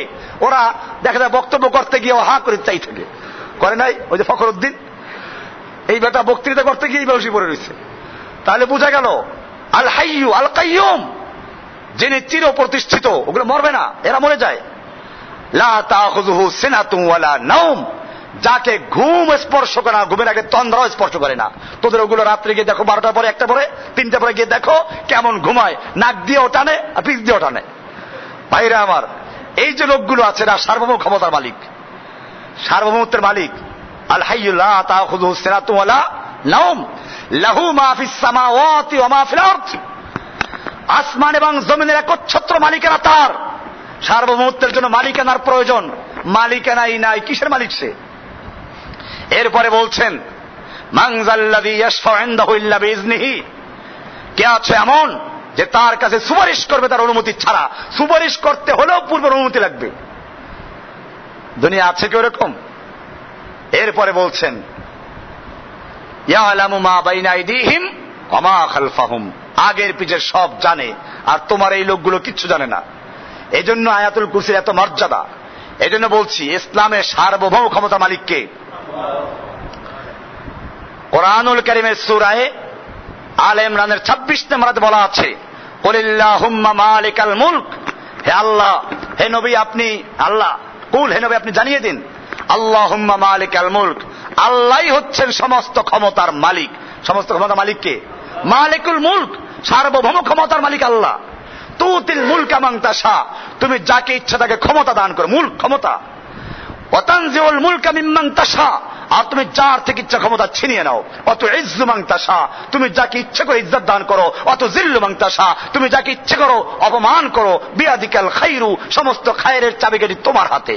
কোরআনে একটা সূরার নামও আছে, সূরা মুলক আছে না? তাবারাকাল্লাযী বিয়াদিহিল মুলক, এই সূরার অনেক মর্যাদা আছে। তাহলে বোঝা গেল ইসলামের সার্বভৌম ক্ষমতা মালিক কে? আর আমাদের সংবিধানের সার্বভৌম ক্ষমতা মালিক কে? জনগণ। এরপরে আসুন, আল্লাহ যেহেতু সার্বভৌম ক্ষমতার মালিক, আর যিনি ক্ষমতার মালিক তার আইন দেওয়ার এখতিয়ার আছে।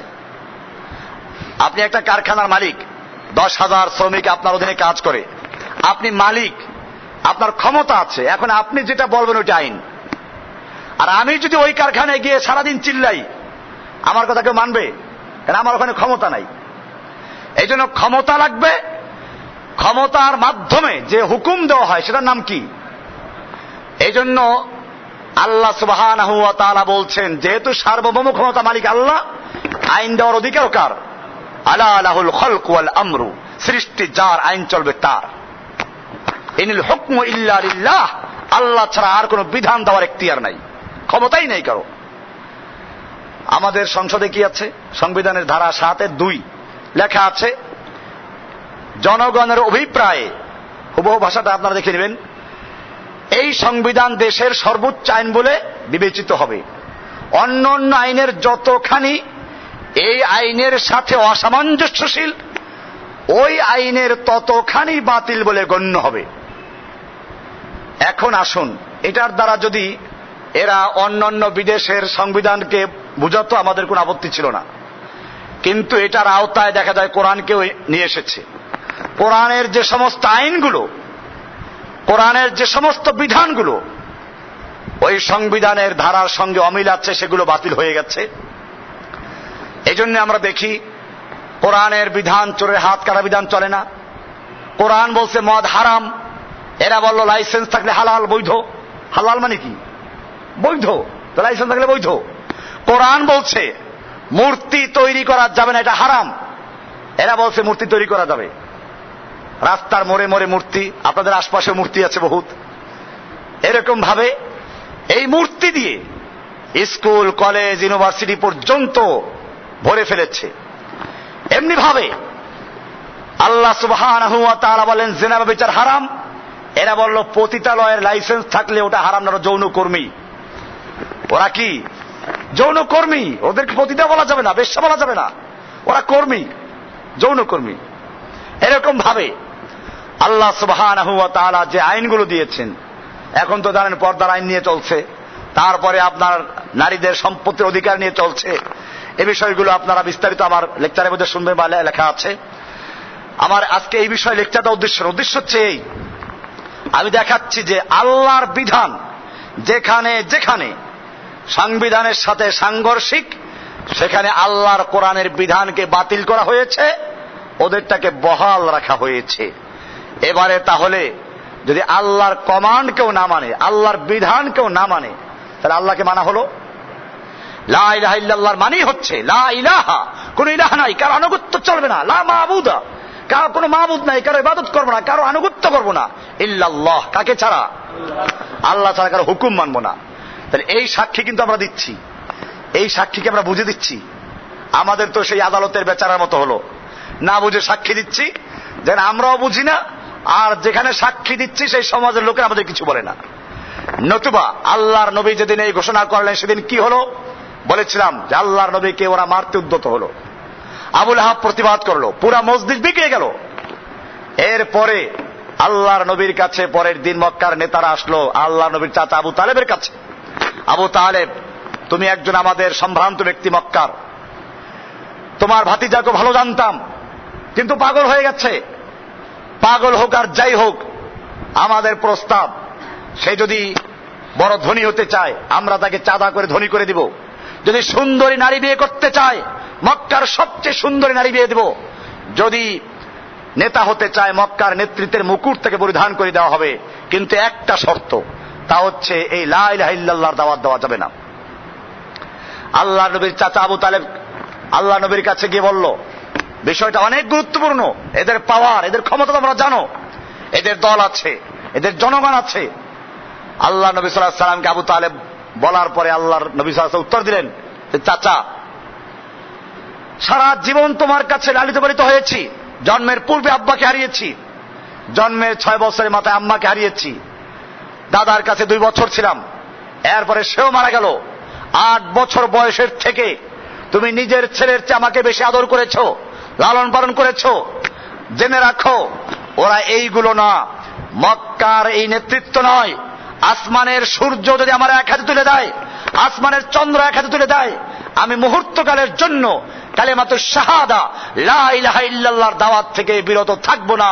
কারণ আমি দাওয়াত দিচ্ছি আল্লাহর পক্ষে, যালিকা বিআন্নাল্লাহা মাওলাল্লাযীনা আমানু ওয়া আন্নাল কাফিরিনা লা মাওলা লাহুম। আমি যার পক্ষে দাওয়াত দিচ্ছি তিনি ওদের চেয়ে অনেক বড় ক্ষমতার মালিক, তার পাওয়ার অনেক বেশি, তার ক্ষমতা অনেক বেশি, তিনি সার্বভৌম ক্ষমতার মালিক, তার আইন কেবল চলবে, এছাড়া কারো আইন চলবে না। আমার মাওলা আছে, দুনিয়ার কুফফারদের কোনো মাওলা নাই, আমি তার পক্ষে দাওয়াত দিচ্ছি। ভাইরা আমার, এরপরে আপনারা জানেন জুলুম নির্যাতন শুরু হলো, শেষ পর্যন্ত নবীকে হত্যা করার জন্য ঘেরাও করেছিল। আল্লাহ তাআলা তারপরে সাহায্য করেছেন। আমাদেরকে মনে রাখতে হবে, এই কুফরি মতবাদ আজকে আমাদের সমাজে আছে। মুসলিমরা লা ইলাহা ইল্লাল্লাহ পড়ে, আবার এই মূর্তি, এই জনগণের সার্বভৌমত্ব, জনগণের তৈরি করা আইন, মানব রচিত আইন, এই সবগুলো আমাদের সমাজে ঢুকে আছে। আমাদেরকে লা ইলাহা ইল্লাল্লাহর সাক্ষী দিতে হলে আমাদেরকে বুঝে শুনে সাক্ষী দিতে হবে। এই সাক্ষী সাধারণ সাক্ষী না। কোরআনুল কারীমে আল্লাহ তাআলা বলেছেন যে কুল আইয়ু শাইইন আকবারু শাহাদা, সবচেয়ে বড় সাক্ষী কোনটি তুমি কি জানো? আমাদের যদি প্রশ্ন করা হয় সবচেয়ে বড় সাক্ষী কোরআনে কোনটা, হয়তো অনেকে বলতে পারবো না। এটা কোরআনুল কারীমের সূরা আনআম এর 19 নম্বর আয়াতে বলা আছে কুল আইয়ু শাইইন আকবারু শাহাদা। এই আয়াতের শেষে গিয়ে বলা আছে কুল ইন্নামা হুয়া ইলাহু ওয়াহিদুন, এক আল্লাহ, আল্লাহ যে এক, আমাদের মাবুদ একজন, এর সাক্ষী দেওয়া হচ্ছে সবচেয়ে বড় সাক্ষী। কোরআনুল কারীমে এই সাক্ষীটার এত গুরুত্ব দেওয়া হয়েছে। আল্লাহ তাআলা সূরা আলে ইমরানের 18 নম্বর আয়াতে বলেছেন শাহিদাল্লাহু আন্নাহু লা ইলাহা ইল্লা হুয়া ওয়াল মালায়েকাতু ওয়া উলুল ইলমি কায়েমান বিল কিসত লা ইলাহা ইল্লা হুয়াল আজিজুল হাকীম। আল্লাহ তাআলা সাক্ষী দিচ্ছেন, ফেরেশতারা সাক্ষী দিচ্ছে, সমস্ত ইলম ওয়ালারা সাক্ষী দিচ্ছে, জ্ঞানীরা সাক্ষী দিচ্ছে। সেই সাক্ষীটা কি? যে সাক্ষী আল্লাহ নিজে দিয়েছেন, যে সাক্ষী ফেরেশতারা দেয়, যে সাক্ষী সমস্ত জ্ঞানীরা দেয়, সেই সাক্ষীটা কোনটা? লা ইলাহা ইল্লা হুয়া, আল্লাহ ছাড়া কোনো ইলাহ নেই। এই সাক্ষী দেওয়া, এই সাক্ষী বুঝে শুনে দিতে হবে। আজকে আমরা সাক্ষী দিচ্ছি, আবার এর বিপরীত কাজগুলো করছি। কিছু শিরিক ভিআইপি শিরিক, কিছু গরিবদের শিরিক। ভিআইপি শিরিক কোনটা? আমাদের দেশে অনেকে লা ইলাহা ইল্লাল্লাহ দাওয়াত দেয়, কিন্তু তাদের লা ইলাহা ইল্লাল্লাহ এই ভিআইপি শিরিকগুলো স্পর্শ করে না। লা ইলাহা ইল্লাল্লাহর মানেই হচ্ছে রাষ্ট্রীয়ভাবে যারা শিরিক করছে, সামাজিকভাবে যারা শিরিক করছে, সবগুলো। বরং আমরা দেখি অনেকে শিরিক বলতে শুধুমাত্র কবর পূজাকে কেউ বুঝে, কেউ পীর পূজাকে বুঝে, কিন্তু রাষ্ট্রীয়ভাবে আল্লাহর সার্বভৌমত্বকে অস্বীকার করা, এটা যে বড় শিরিক, এটা যে সবচেয়ে বড় শিরিক। বরং নবীদের প্রথম বিরোধিতা করেছে রাষ্ট্রীয় শক্তি। মুসা আলাইহিস সালাম যখন লা ইলাহার দাওয়াত দিলেন, তখন তার বিরুদ্ধে দাঁড়িয়েছিল কারা? ফেরাউনরা। ফেরাউনরা তৎকালীন রাষ্ট্র ক্ষমতার মালিক ছিল। ইব্রাহিম আলাইহিস সালাম যখন তাওহীদের দাওয়াত দিলেন, তার বিরুদ্ধে দাঁড়িয়েছেন নমরুদরা, তৎকালীন রাষ্ট্র ক্ষমতার অধিকারী। আমাদের নবীজি যখন দাওয়াত দিলেন, তখন তার বিরুদ্ধে দাঁড়িয়েছে মক্কার আবু জাহল, আবুল হাবরা, মক্কার ক্ষমতা, রাষ্ট্র ক্ষমতার অধিকারী। বোঝা গেল লা ইলাহা ইল্লাল্লাহর মানে প্রথম পর্যায়ে যেখানে আঘাত করবে তা হচ্ছে জনগণের সার্বভৌমত্ব এবং জনগণের কমান্ডকে বাতিল করে এক আল্লাহর সার্বভৌমত্ব, এক আল্লাহর কমান্ড প্রতিষ্ঠিত করা। এটা হচ্ছে লা ইলাহা ইল্লাল্লাহর মূল অর্থ। এই সাক্ষী দিতে হলে আপনাকে বুঝে শুনে দেওয়া এবং এটাকে বাস্তবায়ন করার জন্য কাজ করা। কাজ কেমনে করব? এক্ষেত্রেও দেখেন আমাদের দেশে লা ইলাহা ইল্লাল্লাহ দিন কায়েমের জন্য অনেক আন্দোলন আছে। ভাইরা আমার, ইসলামের জন্য দেশে বহু সংগঠন আছে। আমি দেখতে চাই, আমি আগে ক্লিয়ার করে নেই আমার কথায় এখন যে লাইনে নেমে যাচ্ছি এটা একটা স্পষ্ট বক্তব্য হবে, কিন্তু এতে অনেকে মনে করবেন যে সব দলের বিরুদ্ধে উনি কোন দল করেন। আমরা সব দলের বিরুদ্ধে না, এটা আমি ক্লিয়ার করছি। দুধ আমরা খুব ভালো জিনিস খাই সবাই, কিন্তু দুধের মধ্যে অনেক সময় পিঁপড়া পড়ে, মাছি পড়ে। আমরা কি সেই পিঁপড়া আর মাছি সহ খাবো, না পিঁপড়া মাছিগুলো ফেলে দিয়ে দুধটা খাবো? কোনটা? ঠিক এরকম ভাবে ইসলামের কাজ বাংলাদেশে না, খালি ইন্ডিয়াতে, পাকিস্তানে, সারা বিশ্বে অনেক দলে কাজ করছে। আমরা এখন আসবো লা ইলাহা ইল্লাল্লাহর দিন কায়েমের জন্য, লা ইলাহা ইল্লাল্লাহকে প্রতিষ্ঠিত করার জন্য নবীরা কাজ করেছেন। নবীওয়ালা কাজ এটা না। আপনারা জানেন আল্লাহর নবী সাল্লাল্লাহু আলাইহি ওয়াসাল্লাম মক্কায় নামাজের দাওয়াত দিয়েছিলেন। নামাজ আসলো মেরাজ থেকে। মেরাজ হয়েছিল কবে? বিশুদ্ধ মত অনুযায়ী নবুয়ত আল্লাহর নবী যখন হিজরত করতে মদিনা যাবেন তার আগের বছর। তাহলে এর আগে যে 12 বছর চলে গেল, এই সময় কিসের দাওয়াত দিয়েছিলেন? নামাজের, রোজার, হজের, যাকাতের না। এই সময় একটাই দাওয়াত দিয়েছিলেন, লা ইলাহা ইল্লাল্লাহ, মানুষের সার্বভৌমত্ব, মানুষের কমান্ড, বহু ইলাহ, বহু রবের আইন কানুন সব বাদ, এক আল্লাহর ইবাদত, এক আল্লাহর আনুগত্য করতে হবে। এই দাওয়াতটা এস্টাবলিশ করেছেন, এই দাওয়াতটাই দিয়েছেন। আপনারা বুখারী শরীফের কিতাবুজ যাকাতের প্রথম হাদিসটা পড়বেন। ওখানে আল্লাহ রাসূল সাল্লাল্লাহু আলাইহি ওয়াসাল্লাম মুআয বিন জাবালকে ইয়ামানের বিজয়ের পরে তার দায়িত্ব দিয়ে গভর্নর করে পাঠালেন। আল্লাহ রাসূল থেকে ওসিয়াত করলেন, ইন্নাকা তাতি আহলা কিতাব, তুমি যাচ্ছ এমন একটা জাতির কাছে যারা আহলে কিতাব, আসমানি কিতাব অনুসারী। তারা আসমানি কিতাব মানে, আল্লাহ মানে, সব মানে। তো তাদেরকে কিসের দাওয়াত দিবা? কিছুর থেকে কিছু হয় না, আল্লাহর থেকে হয়, এই দাওয়াত তারা মানে। তাহলে কিসের দাওয়াত দিবা? তাদেরকে দাওয়াত দিয়ে আফযলু মা তাদউহুম শাহাদাতু লা ইলাহা ইল্লাল্লাহ, এক আল্লাহর আনুগত্য করা, এক আল্লাহর সার্বভৌমত্ব মানা, এক আল্লাহর কমান্ড মানার দাওয়াত দিবা, এক আল্লাহ তাওহীদের দাওয়াত দিবা। এটা প্রথম কাজ। এটা যদি হয় তারপরে দ্বিতীয় পর্যায়ে অন্য দাওয়াত দাও। এই তাওহীদকে প্রতিষ্ঠিত করা, আল্লাহর আইন বিধান কায়েম করা, এটাই ছিল নবীদের প্রধান কাজ। আপনার সূরা সফে দেখবেন অন্য জায়গায় আছে, হুয়াল্লাযী আরসালা রাসূলাহু বিল হুদা ওয়া দীনিল হক লিইয়ুযহিরাহু আলা দ্বীনি কুল্লিহি। আল্লাহ তাআলা বলছেন যে আল্লাহ তাআলা নবী এবং রাসূলদেরকে পাঠিয়েছেন দ্বীনে হক দিয়ে। কি জন্য? লিইয়ুযহিরাহু, এই দ্বীনকে বিজয়ী করার জন্য, আলা দ্বীনি কুল্লিহি, পৃথিবীর সমস্ত মানব রচিত মতবাদ, অন্যান্য ধর্ম সব কিছুর উপরে ইসলামকে বিজয়ী করার জন্য আল্লাহ তাআলা নবীদেরকে দ্বীন দিয়ে পাঠিয়েছেন। তাহলে দ্বীন বিজয়ী করাই হচ্ছে নবীদের মিশন। এবারে দ্বীন কায়েম করবো কেমনে, বিজয় করবো কেমনে? সামনে দিন কায়েমের জন্য। আল্লাহর আমাদের দেশে কেউ মনে করলো দিন কায়েমের জন্য গণতান্ত্রিক পদ্ধতি ছাড়া কোনো উপায় নেই, এজন্য তারা ভোট এবং জোট করে বাতিলের সঙ্গে মিশে ইসলাম কায়েমের জন্য স্বপ্ন দেখছেন। আমার ভাইয়েরা, আল্লাহ নবী সাল্লাল্লাহু আলাইহি ওয়াসাল্লাম এই স্বপ্ন দেখেন নাই। নবীকে যখন প্রস্তাব করা হয়েছিল, আসো আমরা মিলেমিশে কাজ করি, তোমাকে ক্ষমতা দেই, নবী ক্ষমতা নিয়েছিলেন? নিতে পারতেন। ক্ষমতা নিয়ে বলতেন আমি ক্ষমতা নিয়ে তারপরে কাজ করব। আজকে মনে রাখতে হবে, গণতন্ত্র একটা স্বতন্ত্র ধর্ম। আল ডেমোক্রাতিয়াতু দ্বীনুন, ডেমোক্রেসি একটা স্বতন্ত্র ধর্ম। ইসলাম যেমন একটা দিন, একটা জীবন বিধান, গণতন্ত্র একটা স্বতন্ত্র জীবন বিধান। গণতন্ত্রের ইসলামের যেমন লা ইলাহা ইল্লাল্লাহ কালেমা, আল্লাহ ছাড়া কোনো ক্ষমতার মালিক নেই, গণতন্ত্রের কালেমার মালিক হচ্ছে জনগণ ছাড়া কোনো ক্ষমতার মালিক নেই। ইসলাম যেমন বলে এই আইন কানুন আসবে আল্লাহর পক্ষ থেকে জনগণের কল্যাণে নবীদের মাধ্যমে। গণতন্ত্র বলে of the Allah, of the people, by the people, for the people. ইসলাম বলে of the Allah, by the ওয়াহি, ফর দ্য পিপল। এরকম ভাবে গণতন্ত্রে বলে বহু দল তৈরি করো, একটা সরকারি দল, একটা বিরোধী দল, অনেকগুলো দল তৈরি করো। ইসলাম বলে সব একাত্র করো। এজন্য বুঝতে হবে এই গণতন্ত্রের মাধ্যমে দিন কায়েম করার স্বপ্ন দেখা, নবীর তরিকা বাদ দিয়ে দিন কায়েমের স্বপ্ন দেখলে দিন কায়েম হবে জীবনও? গণতন্ত্রে সংখ্যাগরিষ্ঠ লোকের মত যেদিকে যায় ওইটাই পাশ হবে, ওইটাই জিতে যাবে। আল্লাহ তাআলা কোরআনে পরিষ্কার বলেছেন, ওয়াইন তুতে আকসারা মান ফিল আরদ, হে নবী আপনি যদি দুনিয়ার সংখ্যাগরিষ্ঠ মানুষের মত অনুসরণ করেন, ইউদিল্লুকা আন সাবিলিল্লাহ, তারা আপনাকে আল্লাহর রাস্তা থেকে পথভ্রষ্ট করে ফেলবে, গোমরা করে ফেলবে। এই আয়াতে স্পষ্ট করে যে সংখ্যাগরিষ্ঠ লোকদের মতামত, ভোটের মতামতের অনুসরণ করা ইসলামে জায়েজ নেই। ইসলামে ভিন্ন বিষয় আছে শুরা। সেই শুরা মানে হচ্ছে বিচক্ষণ, যে আলেম থাকবে, যারা দিনদার থাকবে, বুদ্ধিজীবী থাকবে, এদের সমন্বয়ে একটা বোর্ড থাকবে, তার মাধ্যমে শুরার মাধ্যমে পরামর্শ ভিত্তিক একজন নেতা নির্বাচন করা হবে, সে ভিন্ন বিষয়। যাই হোক, গণতন্ত্র একটা পদ্ধতি, এটা একটা স্বতন্ত্র ধর্ম। এমনি ভাবে আর এক দল মনে করলো দিন কায়েমের জন্য পদ্ধতি হচ্ছে আমরা দিনের দাওয়াত দিতে দিতে সব যদি ইসলামে চলে আসে, তাহলে আর আমাদের মারামারি করা দরকার নাই, জিহাদ করা দরকার নাই, লড়াই করা দরকার নাই, এগুলো খামাখা, আমরা সবাইকে চুপে চুপে দাওয়াত দিব। এই জন্য আমাদের কোনো যেন কোনো কেউ বিরুদ্ধে নাই, সবাই আমাদের বাহবা দিবে। আমি কি আল্লাহ নবীর চেয়ে বড় বুজুর্গ? আল্লাহর নবী যেদিন দাওয়াত দিলেন, নবীকে বিরুদ্ধে চলে গেল, নবীর বিরুদ্ধে মারতে গেল, নবীকে হত্যা করা চক্রান্ত করলো।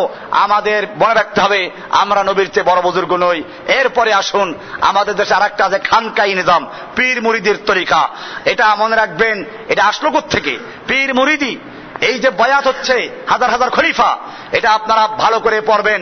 আল্লাহর নবী সাল্লাল্লাহু আলাইহি ওয়াসাল্লামের মৃত্যুর পরে আল্লাহর নবীর লাশ 3 দিন পর্যন্ত দাফন করা হয় নাই।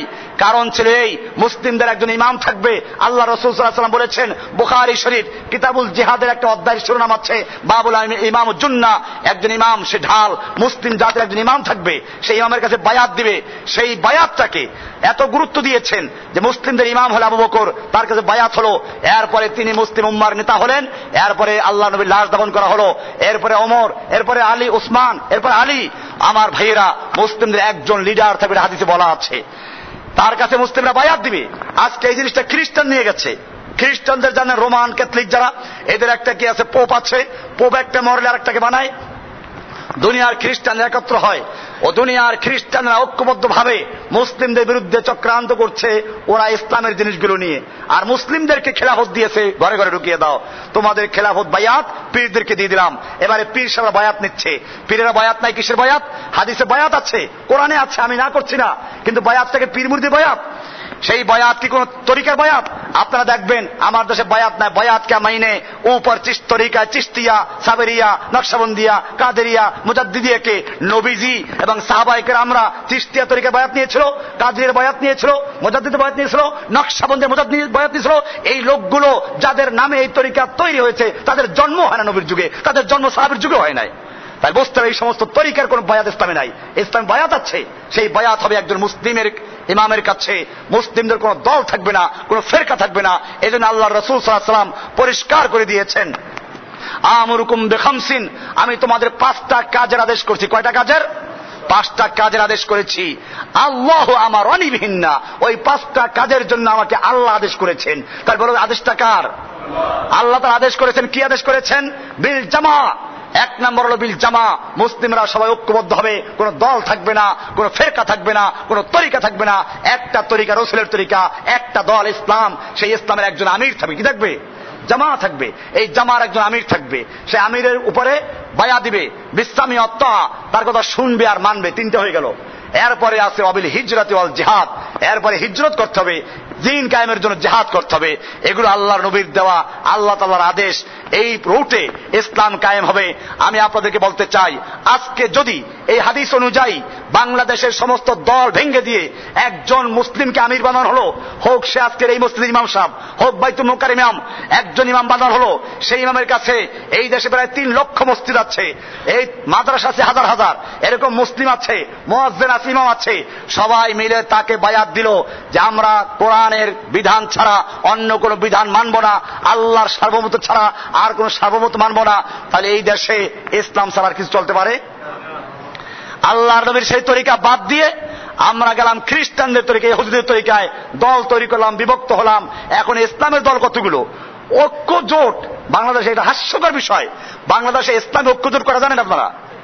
ঐক্য জোট 4টা। আমিন হিসাবে একটা আমির দেখবেন ঐক্য জোটের নেতা, আবার মেজবাউর রহমান চৌধুরী আছে ঐক্য জোটের নেতা, আবার দেখবেন আরো নাম বলতেছে, আর অনেক ঐক্য জোটের নেতা আছে। ঐক্য জোট কাকে বলে? এর নাম ঐক্য জোট। এই জন্য আমাদের মনে রাখতে হবে, আল্লাহ সুবহানাহু ওয়া তাআলা যে আদেশ দিয়েছেন আমাদের সেই আদেশ অনুযায়ী চলতে হবে। মনে রাখবেন আল্লাহ রাসূল বলে গেছেন অনেক দল হবে, ফেরকা হবে কিয়ামতের আগে, সেই ফেরকার মধ্যে একটা দল কিয়ামত পর্যন্ত হকের উপরে থাকবে। আমাদের কাজ হবে সেই হকের দল তালাশ করা এবং সে অনুযায়ী কাজ করা। আমি আপনাদেরকে ওসিয়ত করব যে আজকের যে প্রথম লেকচার হলো তাওহীদ, আপনারাও সেই তাওহীদকে ভালো করে বুঝবেন। আশহাদু আল্লা ইলাহা ইল্লাল্লাহ, মুসলিম, মুসলিম কাকে বলে ভালো করে বুঝবেন। মুসলিম হতে হলে কি করতে হয়? সাক্ষী দিতে হয় 2টা সাক্ষী। এই 2 সাক্ষীর অর্থ কি? আশহাদু আল্লা ইলাহা ইল্লাল্লাহ মানে আল্লাহ ছাড়া কারো হুকুমত চলবে না, কারো সার্বভৌমত্ব চলবে না, কারো আইন চলবে না। ওয়া আশহাদু আন্না মুহাম্মাদান আবদুহু ওয়া রাসূলুহু মানে হচ্ছে আল্লাহর রাসূল মুহাম্মদ সাল্লাল্লাহু আলাইহি ওয়াসাল্লাম আল্লাহর রাসূল এবং তার গোলাম, মানে তার তরিকা, তার আদর্শে মানবো। এবারে সাক্ষী দিলাম আল্লাহর রাসূলের তরিকা মানবো, আবার চলে গেলাম অনেক তরিকা, বহু তরিকায়। এই সবগুলো বর্জন করতে হবে। আমাদের শত্রু 2 রকম। কয় রকম? 2 রকম। আমার যারা বক্তব্য শুনেছেন তারা জানেন, আমি এটা কৌতুক দিয়ে শুরু করি এখানে, যে একটা মেহমান গেছিল কারো বাড়িতে, মেহমানকে রাতের খাবার দাবার দিয়ে তারপরে ঘুমাইতে দিল একটা পুরাতন খাটে। কোথায়? পুরাতন খাটে। এই পুরান খাটে কি থাকে? সারপোকা থাকে। এরপরে যায় না মশারি, উপর থেকে মশায় কামড়াইলো কায়দা মতো। রাতে মেহমানের কোনো ঘুম হয় নাই। সদা সকালবেলা মেজবানরা খুব সুন্দরভাবে জিজ্ঞেস করে, ভাই রাত্রে কোনো কষ্ট হয় নাই তো? মেহমানও মাশাআল্লাহ রসিকতা করে বললেন যে না, তেমন কোনো কষ্ট হয় নাই, মনে হচ্ছিল যেন মশায় উড়িয়ে নিয়ে যাবে যদি নিচের থেকে সারপোকায় টেনে না ধরতো। আমাদের অবস্থা এরকম। আমাদেরকে মনে হচ্ছে ইহুদি খ্রিস্টানরা, আমি আবার শুরুতে গেছি, ইহুদি খ্রিস্টানরা এবং আমাদের ইহুদি খ্রিস্টানদের 5টা গোলাম শাসকগুলো আজকে মুসলিম দেশে যারা ওদের গোলামি করছে, আল্লাহ কোরআনে পরিষ্কার বলেছেন, ইয়া আইয়ুহাল্লাযীনা আমানু লা তাত্তাখিযুল ইয়াহুদা ওয়ান নাসারা আউলিয়া মিন দুনিল মুমিনিন। হে ঈমানদারগণ, খবরদার, তোমরা ইহুদি খ্রিস্টানদেরকে, মুমিনদেরকে বাদ দিয়ে ওদেরকে বন্ধু বানাইও না। ওয়ামাই ইয়াতাওয়াল্লাহুম মিনকুম ফাইন্নাহুম মিনহুম, তোমাদের থেকে যে কেউ ওদেরকে বন্ধু বানাবে, ওদেরকে দোস্ত বানাবে, ওদেরকে মুরব্বী বানাবে, ওদেরকে অভিভাবক বানাবে, ফাইন্নাহুম মিনহুম, সে যেই হোক না কেন, তার নাম যাই হোক না কেন, সে ওদেরই একজন ইহুদি এবং খ্রিস্টানরা গণ্য হবে। কোরআন পরিষ্কার করে দিয়েছে, যে ব্যক্তি ওদের সাথে বন্ধুত্ব করবে, ওদেরকে মুরব্বী বানাবে, ওদের অভিভাবক বানাবে, সে ওদেরই একজন। কাজে বোঝা গেল ইসলামে এই সমস্ত মুরব্বী ইহুদি খ্রিস্টানদের তরিকা মানার কোন সুযোগ আমাদের, এদের বন্ধুত্ব হতে পারে না। আজকে আমরা ওদেরকে বন্ধু বানাচ্ছি। আল্লাহ সুবহানাহু ওয়া তাআলা বলছেন, তোমরা ওদেরকে যত রাজি করতে চাও, ট্রানজিট দাও আর যত কিছু দাও, যৌথ মহড়া চালাও, কাজ হবে না। কোরআন বলছে, ওয়ালান তারদা আনকাল ইয়াহুদু ওয়ালান নাসারা হাত্তা তাত্তাবিয়া মিল্লাতাহুম। খবরদার, ওয়ালান তারদা, কখনো না, ওরা তো দরজার সন্তুষ্ট হবে না। ইহুদি খ্রিস্টান তোদের উপর সন্তুষ্ট হবে না, তোরা ওদেরকে রাজি করতে পারবি না। হাত্তা তাত্তাবিয়া মিল্লাতাহুম, যতক্ষণ না তোরা সম্পূর্ণরূপে ওদের মিল্লাত, ওদের ধর্ম, ওদের দিন গ্রহণ না করবি। বোঝা গেল আল্লাহ পরিষ্কার করে দিয়েছেন। আমরা বাস্তব দেখি, পারভেজ মোশাররফ অনেক চেষ্টা করেছিল ওদেরকে রাজি করার জন্য, পারে নাই, কলার ছোলার মতো ফেলে দিয়েছে। হামিদ কারজাইরাও চলে যাবে। এরকম দুনিয়ার মুসলিমরা, ইহুদি খ্রিস্টানদের 5টা গোলামেরা যুগে যুগে ইতিহাসের আস্থা করে নিক্ষেপিত হয়েছে এবং কিয়ামত পর্যন্ত হতে থাকবে। কারণ আল্লাহ বলেছেন, ওয়ালান তারদা, তুমি ওদেরকে সন্তুষ্ট করতে পারবে না, কখনো পারবে না। হাত্তা হাত্তা তাত্তাবিআ মিল্লাতাহুম, যতক্ষণ না তোমরা ওদের অনুসরণ করবে। সেজন্য মনে রাখতে হবে, ইহুদি খ্রিস্টানদের তরিকা বাদ দিয়ে আমাদেরকে সত্যিকার অর্থে পূর্ণ মুসলিম হতে হবে। মুসলিমদের বিজয় আসে আল্লাহ সাহায্য দিয়ে। মনে রাখবেন, আজকে অনেকে মনে মনে প্রশ্ন করেন আমাদের এক দল কি হবে, দলের নাম ইসলাম, পরিষ্কার করে দিয়েছি আমাদের দলের নাম কি, ইসলাম। আমাদের পরিচয় কি, আমরা মুসলিম। কোরআনে বলা আছে, ওমান আহসানু কওলাম মিম্মান দাআ ইলাল্লাহি ওয়া আমিলা সালিহান ওয়া ক্বালা ইন্নানি মিনাল মুসলিমিন। ওই ব্যক্তির চেয়ে ভালো কে হতে পারে, কার কথা ভালো হতে পারে, যে মানুষকে আল্লাহর দিকে আহ্বান করে। আহ্বান করবে কার দিকে? না কোনো পীরের দিকে, না কোনো তরিকার দিকে, না কোন তরিকার দিকে আহ্বান করা জায়েজ নেই, কোন দলের দিকে আহ্বান করা জায়েজ নেই, কোন নেতার দিকে আহ্বান করা জায়েজ নেই। আহ্বান করবে কার দিকে? মান দাআ ইলাল্লাহি ওয়া আমিলা সালিহান, এবং আমল সালেহ করবে। ওয়া ক্বালা ইন্নানি মিনাল মুসলিমিন, এবং সে পরিচয় দিবে আমি একজন মুসলিম। আমি কি? মুসলিম। পরিষ্কার হয়ে গেল, আমার নাম মুসলিম, আমার দলের নাম ইসলাম, আমার সংবিধানের নাম কোরআন এবং সহিহ সুন্নাহ, আমার আদর্শ মুহাম্মদ সাল্লাল্লাহু আলাইহি ওয়াসাল্লামের তরিকা, এছাড়া আর কোন তরিকা মরিকা চলবে না। এ হচ্ছে ইসলাম পরিষ্কার করে দিয়েছে। আমরা এই জন্য কাজ করতে গেলে অনেক বাধা আসবে, বাধা আসবে। আল্লাহ নবীর বাধা এসেছে। আমরা নবীর চেয়ে বড় বুজুর্গ না, আমাদের চেহারা নবীর চেয়ে সুন্দর না, আমাদের ইবাদত নবীর চেয়ে বেশি না। আল্লাহর নবীকে মার খেতে হয়েছে, 27টা যুদ্ধে অংশগ্রহণ করেছেন, আল্লাহর নবী রক্তাক্ত হয়েছেন। আমাদেরকে তাই হতে হবে। মনে রাখতে হবে আমাদের বাধা আসবে। সেজন্যই ওয়াল আসর সূরাটা আপনারা ভালো করে পড়বেন। ওখানে বলা আছে ওয়াল আসর, আসরের কসম, আল্লাহ কসম করে বলছেন, ইন্নাল ইনসানা লাফি খুসরিন, সমস্ত মানুষ খুসর, ধ্বংসের মধ্যে, ক্ষতির মধ্যে। ইল্লাল্লাযিনা আমানু, তবে চারটে কথা, এই চারটে একটার সঙ্গে একটা জড়িত। ইল্লাল্লাযিনা আমানু, তবে যারা ঈমান এনেছে। ঈমান আনলো কিনা নির্ভর করবে আমিলুস সালিহাত, আমলে সালেহ করলো। তার মানে আমলে সালেহ না করলে ঈমান নাই। আমাদের দেশে অনেকে বলে, আরে নামাজ না পড়লে কি হবে, ঈমান ঠিক আছে, তোর ঈমানই নাই। আল্লাহ বলছেন ইল্লাল্লাযিনা আমানু ওয়া আমিলুস সালিহাত, যারা ঈমান এনেছে এবার নেক আমল করেছে, আমলে সালিহাত করেছে। আমলে সালিহাত করলেই চলবে না, 3 নম্বর কাজটাও করতে হবে। ওয়া তাওয়াসাউ বিল হক, হকের দাওয়াত দিতে হবে। হকের দাওয়াত, দাওয়াতুল হক না। বাংলাদেশে দাওয়াতুল একটা পার্টিও আছে, এদের কাজ আছে খালি ওই যে পাও সোজা করো, আর একামতে একটা আলিফটান বেশি হয়ে গেল, নামাজ শেষ, মুয়াজ্জিন শেষ, চাকরি শেষ সবার। এই দাওয়াতুল হক না, এই দাওয়াতুল হক না। আরে বেটা, পাও যদি একটু বাঁকাও থাকে নামাজ হয়ে যাবে। আজকে ইসলাম ধ্বংস হচ্ছে, আল্লাহর জমিনে আল্লাহর সার্বভৌমত্বকে বিলুপ্ত করা হয়েছে, আল্লাহর আইনকে বাতিল করা হয়েছে, নবীর সুন্নাহকে বাতিল করা হয়েছে, রাষ্ট্রীয় ইসলামকে উৎখাত করে দেওয়া হয়েছে, কোরআনকে তাবিজ লেখার মধ্যে নিয়ে গেছে, কোরআনকে খতম করার জন্য নিয়ে গেছে, কোরআনের বিধানকে বাতিল করা হয়েছে। এই জন্য কোনো কথা নাই দাওয়াতুল হক। এই দাওয়াতুল হক চললে ইহুদি খ্রিস্টানদের আপত্তি আছে? আমার দেশে দেখবেন মুজাহিদ কমিটি আছে, বাংলাদেশে আমিরুল মুজাহিদিনও আছে, মসজিদের মধ্যে প্রত্যেক জায়গায় আছে মুজাহিদ কমিটি। এরপরে ইহুদি খ্রিস্টানরা বোম মারে না কেন? ইহুদি খ্রিস্টানরা যদি মুজাহিদের নাম শুনে ওরা 36,000 ফুট উপরে গিয়ে বসে থাকে। আর আমার দেশে মসজিদে মসজিদে মুজাহিদ কমিটি আছে, এখন কেউ তালাশ করে? তালাশ করে না। কুফাররাও জানে এই জিহাদ নবীর জিহাদ না, এই জিহাদ কোরআন হাদিসের জিহাদ না। এই জিহাদ থাকলে আর ওদের ভালো, এই জিহাদ দ্বারা মুসলমানদের ঈমানকে ধ্বংস করা হয়। আমি তো বলি বুশের বোমার দ্বারা কিছু মুসলমান মারা গেছে, হ্যাঁ, এতে ইসলামের ক্ষতি হয় নাই, বরং মুসলমানদের ঈমান তাজা হয়ে গেছে। মানুষ তো কত মরে, লঞ্চ ডুবে আজকেও মরছে কতগুলো, কত মানুষ মরে।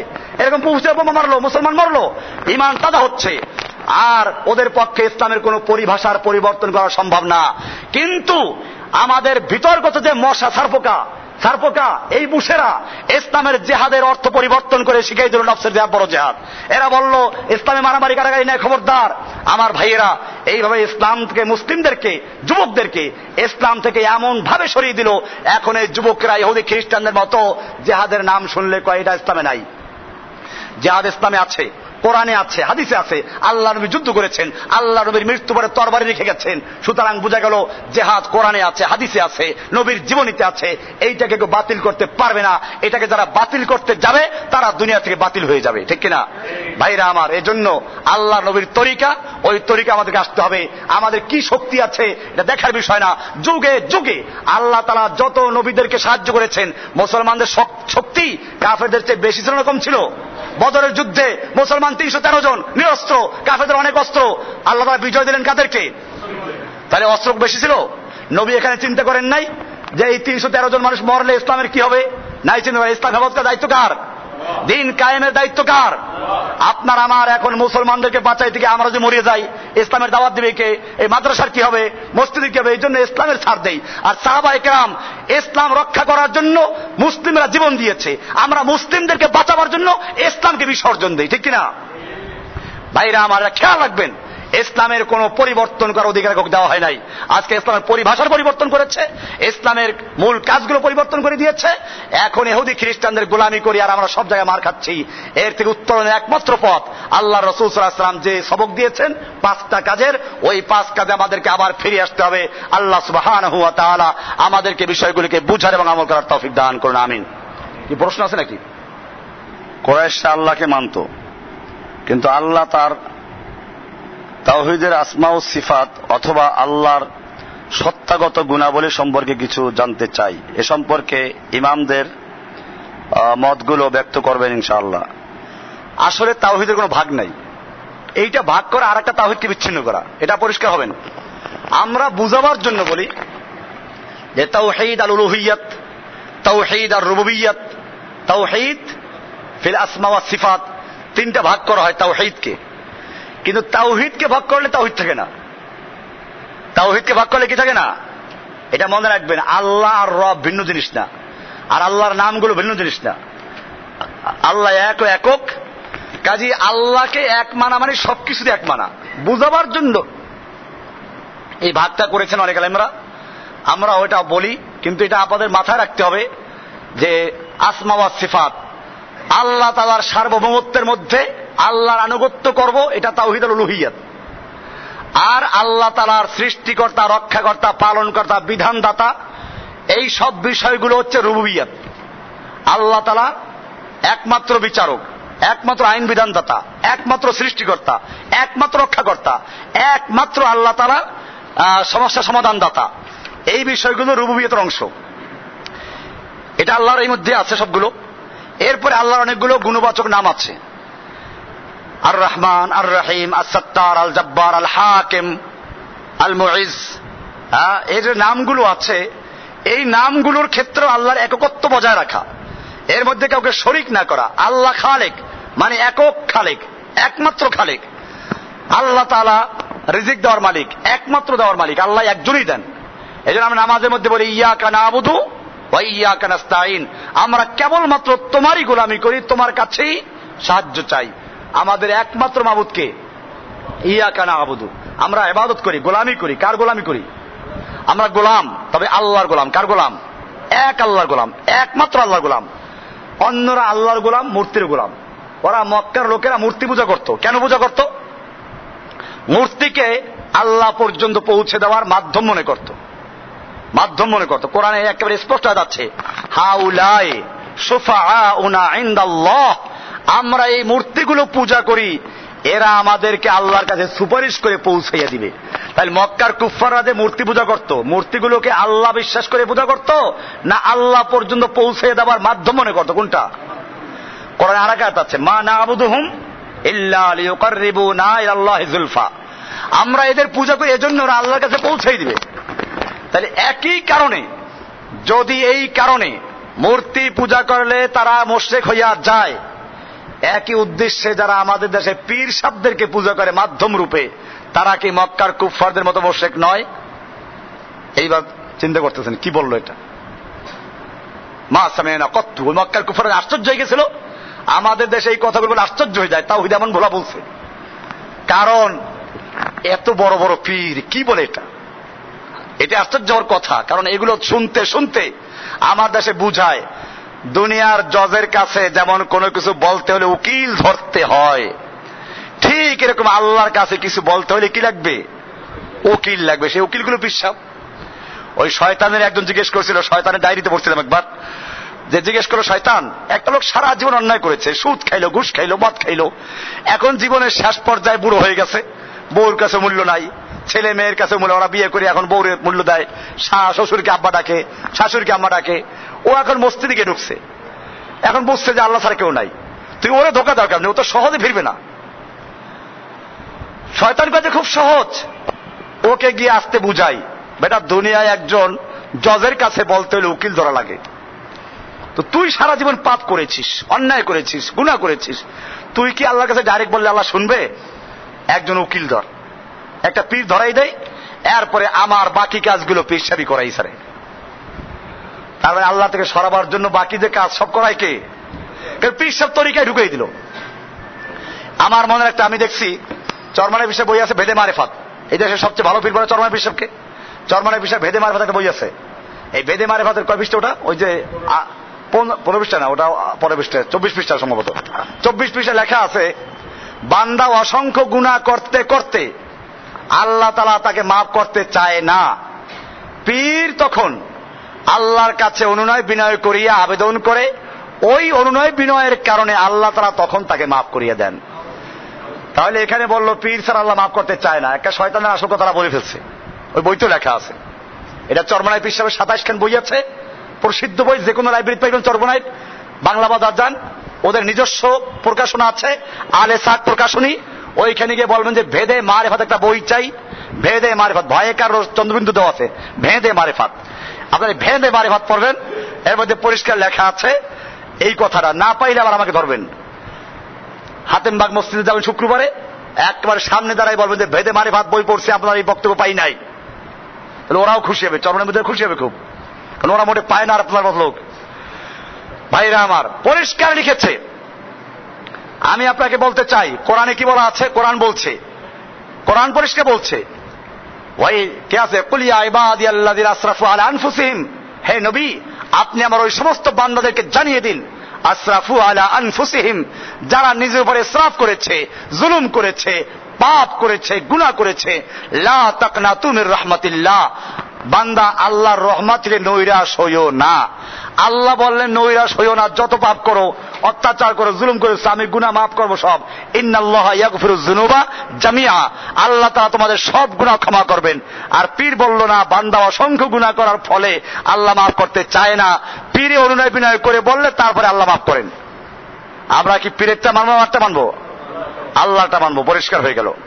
কাজে এখন ওই পীরে হাত ধরে পার করবে। ওই পীর সাহেবের আরেক বই আছে মাওয়াইজে সাকিয়া, ওই বইয়ের 55 নম্বর পৃষ্ঠায় লেখা আছে যে পীর ধরা ফরজ। পীর ধরা কি ফরজ। এরপরে লেখা আছে ওই বইয়ের নিচে লেখা আছে, যদি কারো 2 জন পীর হয়, তাহলে উর্দুতে প্রথম, দো পীর দো ডানা পকড় কে তুঝে বেহেশত মে লে যায়েগা কোই হরজ নেই। তোমার 2 জন যদি পীর থাকে, 2 পীরে তোমার 2 ডানা ধরে বেহেশতে নিয়ে যাবে, কোনো অসুবিধা নাই। 2 পীরে 2 ডানা ধরে বেহেশতে নিয়ে যাবে। বেহেশতে নেওয়ার মালিক আল্লাহ নবী ছিলেন। আল্লাহর নবীর চাচা আবু তালেব, যে চাচা সারা জীবন নবীর খেদমত করলো, যে চাচা সারা জীবন নবীর পক্ষে ছিল, এই চাচা আবু তালেব যখন মৃত্যু হচ্ছে, আল্লাহর নবী সাল্লাল্লাহু আলাইহি ওয়াসাল্লাম আবু তালেবের মাথার কাছে গিয়ে বসলেন, বললেন চাচা সারা জীবন তুমি আমার পক্ষে কাজ করেছো, অনেক জুলুম নির্যাতন সহ্য করেছো, তুমি খালি বলো লা ইলাহা ইল্লাল্লাহ, সাক্ষী দিতে হবে। এই সাক্ষী ছাড়া কাজ চলবে না। এটা এক, ওই যে আমি বলি যে একদম শূন্য লাগছে, 1টা শূন্য, 2টা শূন্য, 3টা শূন্য, একেবারে বুয়েট থেকে শুরু করে ধানমন্ডি পর্যন্ত শূন্য লেখলো, এর কোনো মূল্য আছে? একটা 1 লেখলো, এবারে 1 ডানে এবারে 1টা শূন্য দিল, কত হবে? 10। আর 1 শূন্য কত হবে? আর 1 শূন্য কত হবে? এখন শূন্য যত বাড়বে 1-এর মূল্য তত বৃদ্ধি পাবে।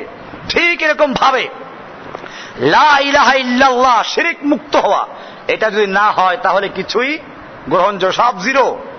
আল্লাহ নবী তার চাচা আবু তালেবকে বললেন যে বলো লা ইলাহা ইল্লাল্লাহ, এতটুকু বললে আশফা লাকা, আমি তোমাকে সুপারিশ করতে পারবো, আল্লাহর পক্ষ থেকে অনুমতি পাওয়া যাবে। কারণ এইটা না হলে সুপারিশ করা যাবে না। এইটা না হলে আল্লাহ তাআলা কসম করে নিয়েছেন, আল্লাহ তাআলা বলেছেন 2টা জিনিস নিজের উপর ওয়াজিব করেছেন। কয়টা জিনিস? 2টা জিনিস। এক হচ্ছে যে ব্যক্তি আল্লাহর সঙ্গে শিরিক করবে না তাকে জাহান্নামে দিবেন না, আর যে ব্যক্তি আল্লাহর সঙ্গে শিরিক করবে তাকে জান্নাতে দিবেন না। তাকে জান্নাতে, কোরআনে স্পষ্ট আয়াত আছে, ইন্নাহু মান ইউশরিক বিল্লাহি ফাকাদ হাররামাল্লাহু আলাইহিল জান্নাহ, যে ব্যক্তি আল্লাহর সঙ্গে শিরিক করলো আল্লাহ তাআলা তার উপরে জান্নাতকে হারাম করে দিয়েছেন। কি করেছেন? জান্নাতকে হারাম করে দিয়েছেন। কাজী তুমি যত উপকার আমার করেছো কাজ হবে না। আবু তালেব বুঝতো সবই। শেষ পর্যন্ত মক্কার নেতারাও ছিল, তারা বলল, আবু তালেব শেষ পর্যন্ত ভাতিজার ইসলাম গ্রহণ করবা, বাপ দাদার ধর্ম ত্যাগ করবা। মক্কার নেতারা তোমাদেরকে তিরস্কার করবে, মক্কার মেয়ে লোকরা তোমাকে কাপুরুষ বলবে। শেষ পর্যন্ত আবু তালেব মারা গেল, ইসলাম গ্রহণ করার তৌফিক হলো না, লা ইলাহা ইল্লাল্লাহ সাক্ষী দিল না। আল্লাহর নবী আবু তালেবের মৃত্যুর পরেও দোয়া করতে লাগলেন। তাফসীর ইবনে কাসির খুলে দেখবেন, আল্লাহর নবীর চাচা আবু তালেব মৃত্যুর পরেও দোয়া করতে লাগলেন আর বললেন, আমি ততক্ষণ পর্যন্ত দোয়া করব যতক্ষণ পর্যন্ত আল্লাহর পক্ষ থেকে নিষিদ্ধ না হব।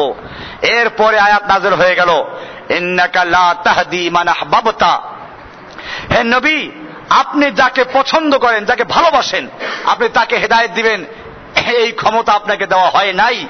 ওয়ালাকিন্নাল্লাহা ইয়াহদি মান ইয়াশাউ, বরং আল্লাহ তাআলা যাকে ইচ্ছে করেন তাকে হেদায়েত দিবেন। হেদায়েত দেওয়ার মালিক কে?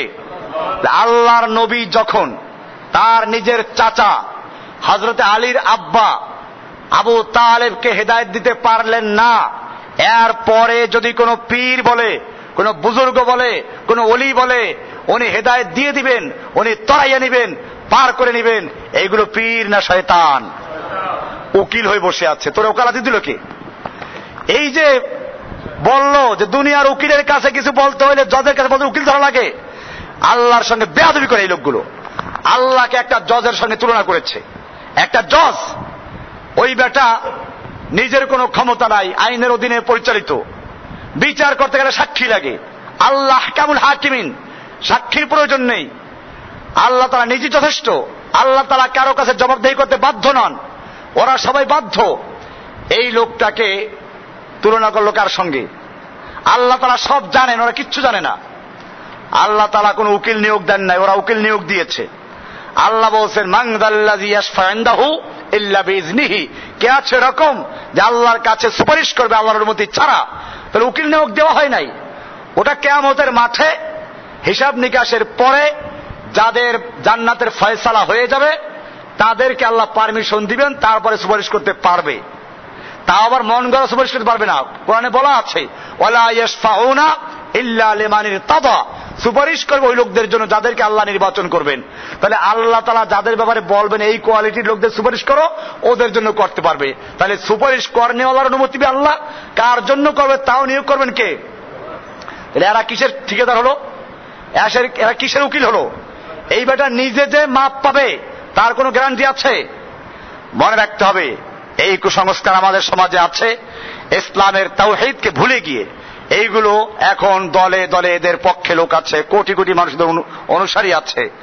আপনারা কোরআন হাদিসকে যাচাই করবেন, তারপরে আমরা এই বিষয়গুলো খেয়াল রাখবো।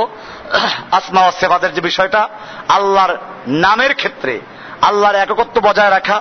রুবুবিয়্যতের মানে হচ্ছে আল্লাহ তাআলা রব হিসাবে, আল্লাহ তাআলা আইন বিধান দেওয়ার মালিক, এই হিসাবে আল্লাহর একত্ব বজায় রাখা।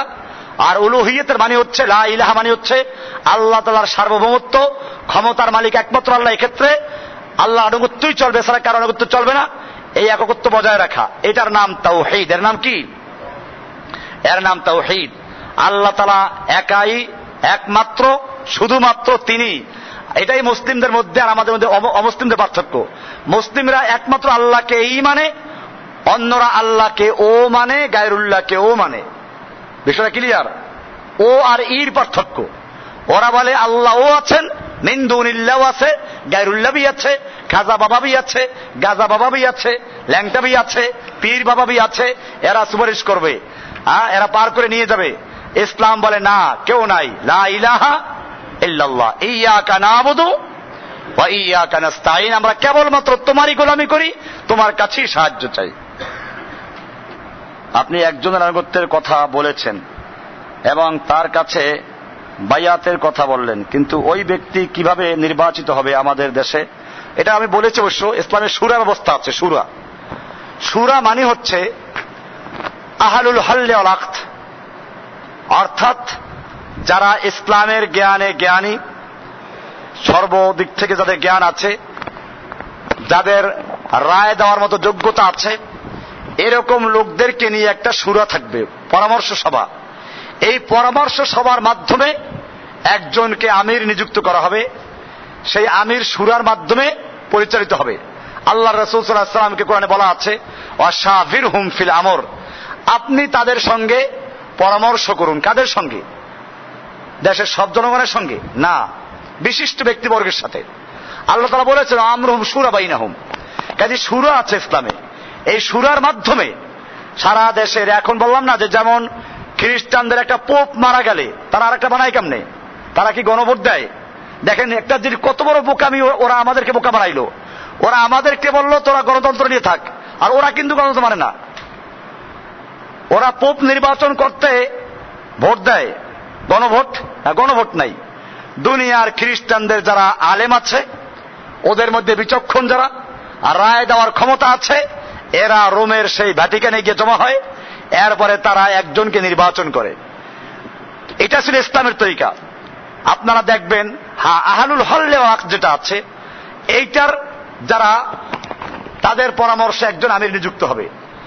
এর মানে এই না যে গণভোট, একজন মেথর, একজন পাগল, একজন মদখোর, একজন ঘুষখোর একটা সিগারেট দিলে পরে ভোট একটা পাওয়া যায়। এই নির্বাচনের সময় আমি কয়েকদিন আগে বরগুনা একটা মাহফিলে গেলাম, তা আমার আগে এক চেয়ারম্যান সাহেব বক্তব্য দিচ্ছিলেন। বক্তব্য এসে বলল কয় যে ভাই রাত্র যদি আরেকটা পাইতো তাহলে আমার আর চেয়ারম্যান হওয়া লাগতো না। কেন? কয় যে রাত্রে প্রত্যেকের ঘরে ঘরে এক একটা শাড়ি দিয়ে গেছে, এক প্যাকেট সিগারেট দিয়ে গেছে, নইলে পান দিয়ে গেছে, যে পান খেতে এক বিড়ে পান, আর নইলে এক প্যাকেট সিগারেট দিয়ে গেছে, ভোট একটা পাওয়া গেছে। তাহলে যে লোকদের ভোটের মূল্য একটা সিগারেট, এক পান্তা ভাত, এইরকম যারা ভোট দেয়, এদের ভোট নিয়ে আপনি ইসলাম কায়েম করবেন, নেতা নির্বাচন করবেন। দুনিয়াতে সবসময় শিক্ষিত লোকদের চেয়ে অশিক্ষিত লোক বেশি থাকে, বুঝদারের চেয়ে বোকা বেশি থাকে।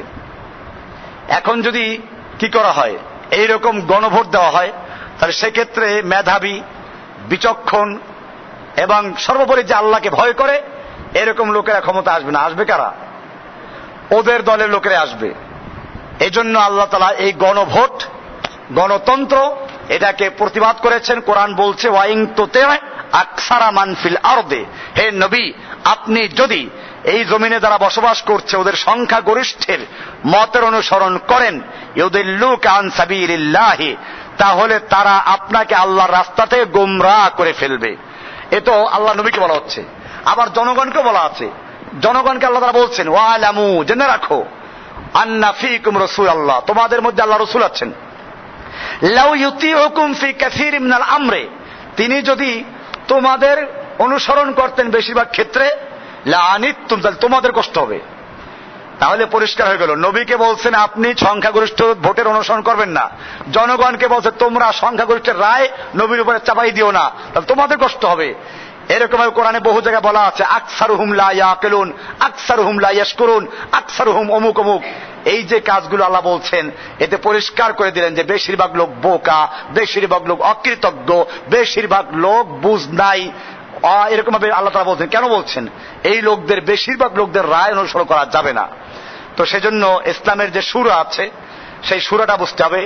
আপনি বলবেন ইসলামের সূরা আছে, আমাদের সংসদ আছে, আমি গরুরও দুইটা কি আছে, শিং আছে, ছাগলেরও শিং আছে, গরুরও চারটে পাও আছে, ছাগলেরও চারটে পাও আছে, গরুর একটা লেজ আছে, ছাগলের লেজ আছে। এই জন্য গরু আর ছাগল কি এক? গরু কিয়ামত পর্যন্ত গরু, আর ছাগল কিয়ামত পর্যন্ত ছাগল। গরু আর ছাগল এক না। কাজী বুঝতে হবে ইসলামের সূরা আর এই আব্রাহাম লিঙ্কনের গণতন্ত্র এগুলো কিনা এক না। খ্রিস্টানদের তৈরি করা এগুলো, ইহুদিদের তৈরি করা এগুলো আগে তৈরি করেছিল, এর একটা কারণ ছিল। দেখো আমি সেদিকে যাচ্ছি না আর। জি, আমরা যারা ইঞ্জিনিয়ার তারা তাদের মেধা দিয়ে ইসলামের খেদমত কিভাবে করতে পারি। ইসলামের খেদমত করার অনেক সুযোগ আছে, বহু লাইনে। সবাই যে এক লাইনে কাজ করবে তা না। আমার এই কথার অর্থ হচ্ছে এই যে আমরা যে যেখানে কাজ করি, বাংলাদেশ একটা দেশ চলতে, কেউ ইঞ্জিনিয়ার, কেউ ডাক্তার, কেউ কি আছে, বিভিন্ন লাইনে কাজ করছে, কিন্তু সবাই কিন্তু একটা শক্তিকে সাহায্য করছে। আমাদের ইসলামের বিষয়টা এরকমই। ইসলামে একজন আমির থাকবে, আমিরুল মুমিনের অধীনে বিভিন্ন লাইনে কাজ করবে। আপনারা আপনাদের পেশায় কাজ করবেন। এইখানে বসে আপনার পেশায় যে কাজ, এটাও আপনার ইবাদত হবে। আপনি মানুষের ঘর নির্মাণ করার জন্য, আপনি মানুষের গাড়ি নির্মাণ করার জন্য, চলাফেরার জন্য, থাকার জন্য, চলার জন্য বাহনের ব্যবস্থা করা, এগুলো সব আপনাদের পরামর্শ হবে। তো এটা জনগণের খেদমত। এর মাধ্যমে বসে আপনি ওখানে বসে মানুষকে তাওহীদের দাওয়াত দেন। আপনি যেখানে আছেন, আল্লাহ নবীর সাহাবীরা কি করতেন? যেখানে খেতে গেলেন ওখানে দাওয়াতের কাজ করতেন। যেখানে যে গেছেন, এই দেশে ইসলাম পৌঁছলে কেমনে? ব্যবসা করতে আসছে, ওখানে তাওহীদের দাওয়াত দিত। এইভাবে ইসলাম প্রচারিত হয়েছে। আপনারা যে যেখানে আছেন আপনি ওইখানে দাওয়াত দেবেন। এই জন্য কোরআনে বলা আছে, আর দেখেন কি সুন্দর, কোরআনে আপনার প্রত্যেকটা প্রশ্ন উত্তর দেওয়া কোরআনে। সূরা মুমতাহানার 4 নম্বর আয়াত আপনাকে উত্তর দিচ্ছে আল্লাহ তাআলা। কোরআনে বলছে, قد كانت لكم أسوة حسنة في إبراهيم والذين معه, তোমাদের জন্য ইব্রাহিম এবং তার সঙ্গীদের মধ্যে রয়েছে উত্তম আদর্শ। দাওয়ার কাজ। ইয ক্বালু লিকওমিহিম, যখন তারা তাদের জাতির সামনে দাঁড়িয়ে বলল, ইন্না বুরাআউ মিনকুম, আমরা তোমাদের থেকে বারা করলাম, সম্পর্ক ছিন্ন করলাম। বোঝা গেল কুফফারদের থেকে বারা করতে হবে। ওয়া মিম্মা তা'বুদুনা মিন দুনিল্লাহ, এরপরে বলছেন তোমরা আল্লাহর পরিবর্তে যাদের ইবাদত করো তাদের থেকে সম্পর্ক ছিন্ন করলাম। কাফারনা বিকুম, আমরা তোমাদেরকে মানি না। আবাদা বাইনানা ওয়া বাইনাকুমুল আদাওয়াতু ওয়াল বাগদা আবাদা, আমাদের মাঝে তোমাদের মাঝে চির শত্রুতা, চির ঘৃণা শুরু হলো। হাত্তা তুমিনু বিল্লাহি ওয়াহদাহু, যতক্ষণ না তোমরা এক আল্লাহর আনুগত্যের দিকে ফিরে আসবে। এটা আমাদের দাওয়াত। এই দাওয়াত আমাদেরকে দিতে হবে। একা, আপনি একা আছেন। আল্লাহ তাআলা এজন্য ইব্রাহিম আলাইহিস সালাম সম্পর্কে বলেছেন, ইন্না ইব্রাহিমা কানা উম্মাতান কানিতা, ইব্রাহিম একটা উম্মাহ, একটা জাতি। আরে ইব্রাহিম তো একটা ব্যক্তি, জাতি হলো কি করে? আল্লাহ কেন তাকে জাতি বললেন? কারণ হচ্ছে এই একদিকে নমরুদের গোটা বাহিনী, জনশক্তি, অস্ত্র শক্তি, অর্থ শক্তি সব দাঁড়িয়ে আছে, আর একদিকে একা এক ইব্রাহিম দাঁড়িয়ে আছেন তাওহীদের উপরে। কিয়ামত পর্যন্ত যারাই তাওহীদের দাওয়াত দিবে তাদের আদর্শ পুরুষ দাঁড়িয়ে আছে। এজন্য তিনি একা হলেও কিয়ামত পর্যন্তের সব তাওহীদবাদী লোকেরা তার পক্ষে আছে। এজন্য তিনি একটা জাতি হয়েছেন। ঠিক এরকম ভাবে আপনিও যেই সমাজে থাকবেন, যেখানে থাকবেন, আপনি একা একা তাওহীদের দাওয়াত দেন। আপনার বিরুদ্ধে জনগণ যাক, দেশ চলে যাবে, তারপরে আপনি একা মুমিন, ওখান থেকে আপনি দাওয়া শুরু করেন, দেখবেন যে ইনশাআল্লাহ আপনাকে আল্লাহ তাআলা ইব্রাহিমের মতো একটা উম্মাহ হিসেবে কবুল করবেন। কাজী ইঞ্জিনিয়ার হয়েও ইসলামের কাজ করা যাবে, ডাক্তার হয়েও করা যাবে, যে যেখানে আছেন। আমাদের ভৈরব এক ডাক্তার আছে, উনি আগে জেলায় নিয়েছিল, এখন মাশাআল্লাহ তাওহীদে দাওয়াত দেয়। এখন ওনার চেম্বারে কেচি আছে, তাবিজ দেখলেই আগে তাবিজটা কাটে, এটা শিরিক। তাওহীদে দাওয়াত দেয়, এই তাবিজ কাটো, এই দাওয়াত খতম মিলাদ বাদ। হুজুরদেরকে বলে দিয়েছে তোমাদের এমনি পয়সা দেবো, দাওয়াত খতম পারবো না। অনেক মসজিদ ইমামদেরকে সে একটা বেতন দেয় দাওয়াত না খাওয়ার জন্য। কাজেই এই কাজগুলো আমাদেরও করতে হবে। আমরা যেখানে থাকবো, আমাদের বড় সমস্যা তো সারপোকা, মশা বড় সমস্যা না। মশা তো আমাদের প্রকাশ্য শত্রু, সারপোকা কি? আপনি যখনই যাবেন সমাজের এক শ্রেণী আলেম, এক শ্রেণীর, আমাদের বলতে এখন কি হয়, দুঃখ পেতে হয়, তারপর বলতে বাধ্য আমরা, আমাদের দাওয়াতের তাওহীদের দাওয়াতের বিরুদ্ধে কুফফাররা যেরকম সোচ্চার, তার চেয়ে বেশি সোচ্চার কারা? কারণ এই জাতি মুর্দার খেতে খেতে শকুনের চেয়ে বদভ্যাস হয়ে গেছে। একটা নাপিত খুশি হয় যখন শোনে তার এলাকায় একটা নতুন শিশু জন্মগ্রহণ করেছে, কারণ নতুন মাথা কামাইলে একটা 500 টাকার লাল নোট পাওয়া যাবে। আর মহল্লার মোল্লাজি খুশি হয় কখন জানেন? যখন শুনে কেউ মারা গেছে। কি জন্য?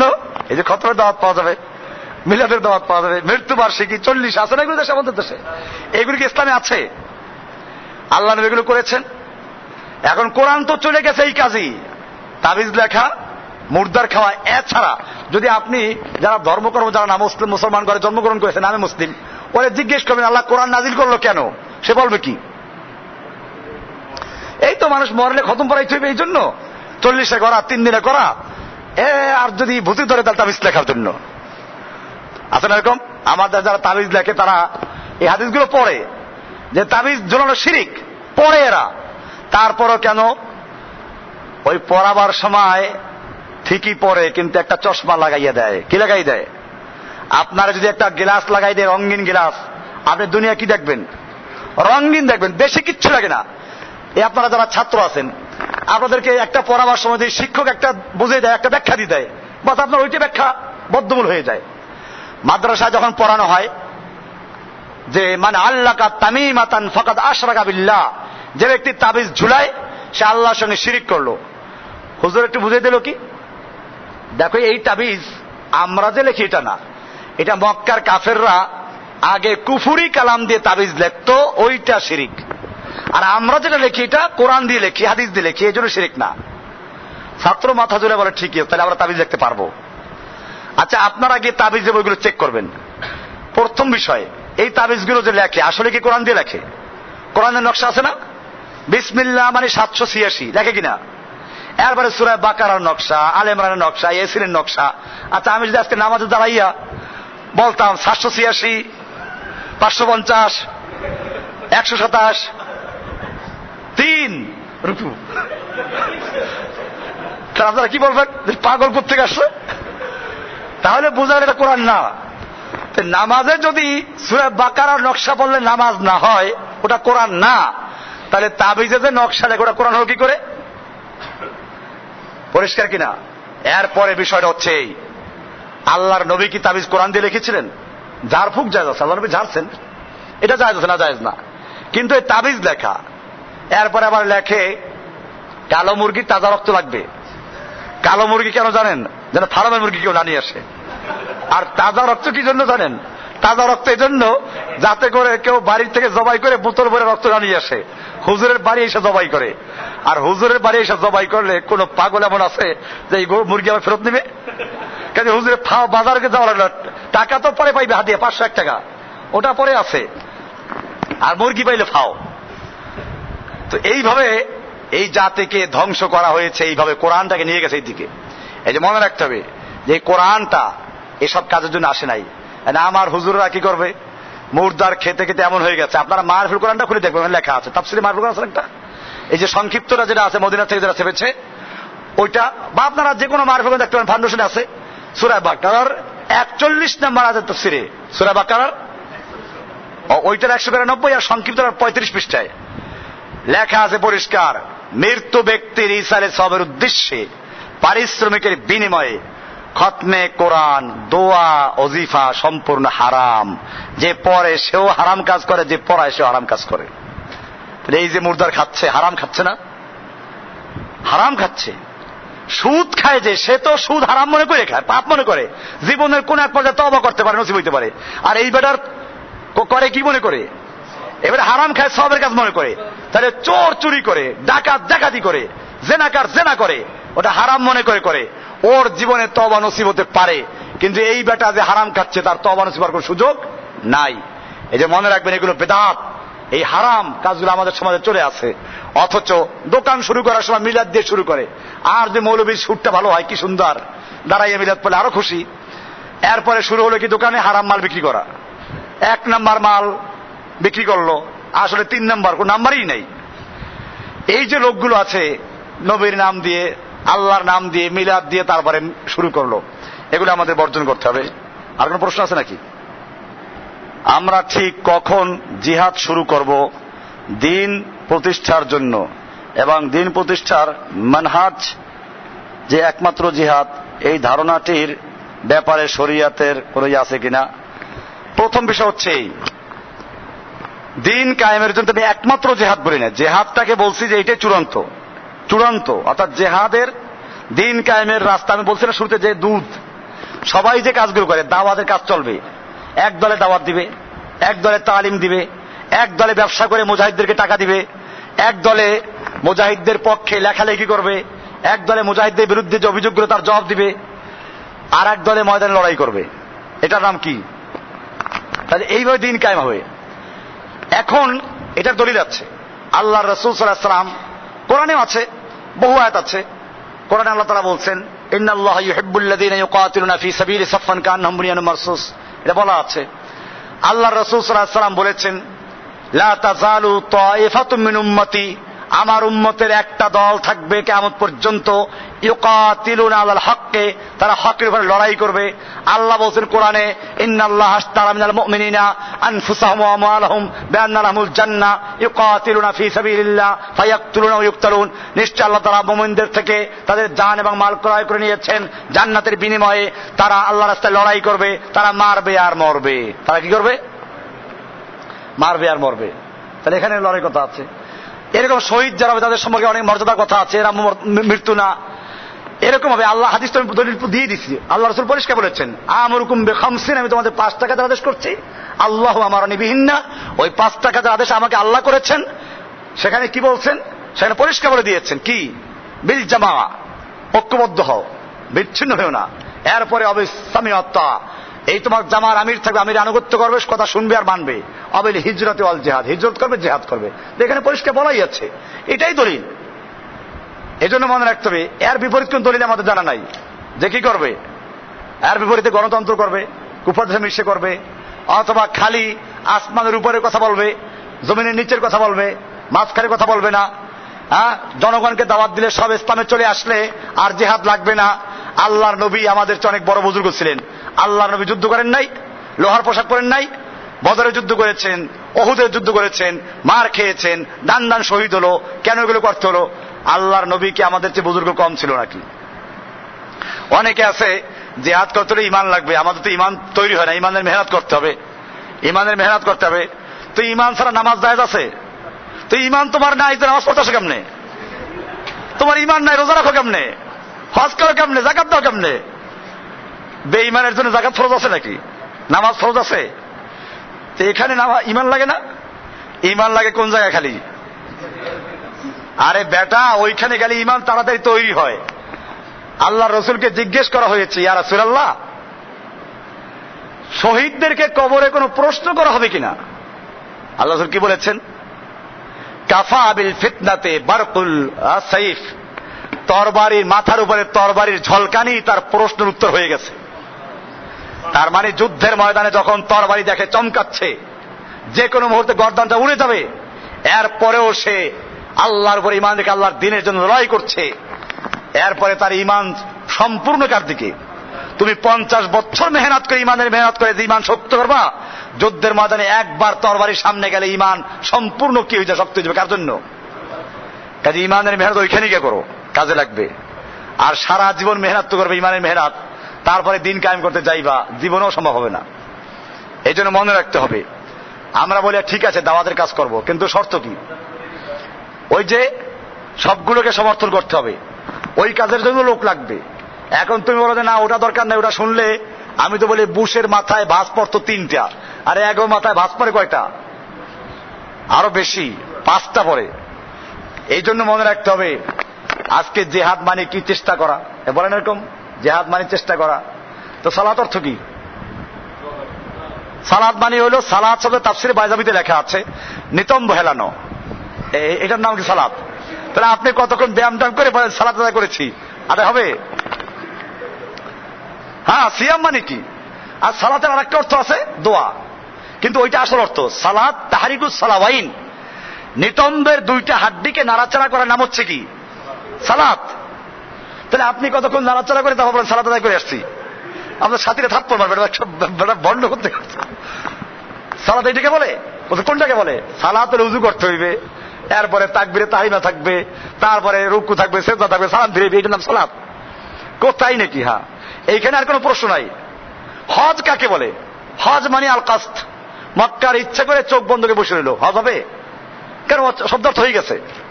এইখানে শব্দ অর্থ তালাশ করে না, সবাই বুঝে হজ মানে হচ্ছে নির্দিষ্ট সময়ে নির্দিষ্ট স্থানে গিয়ে নির্দিষ্ট কিছু কাজ করার নাম কি?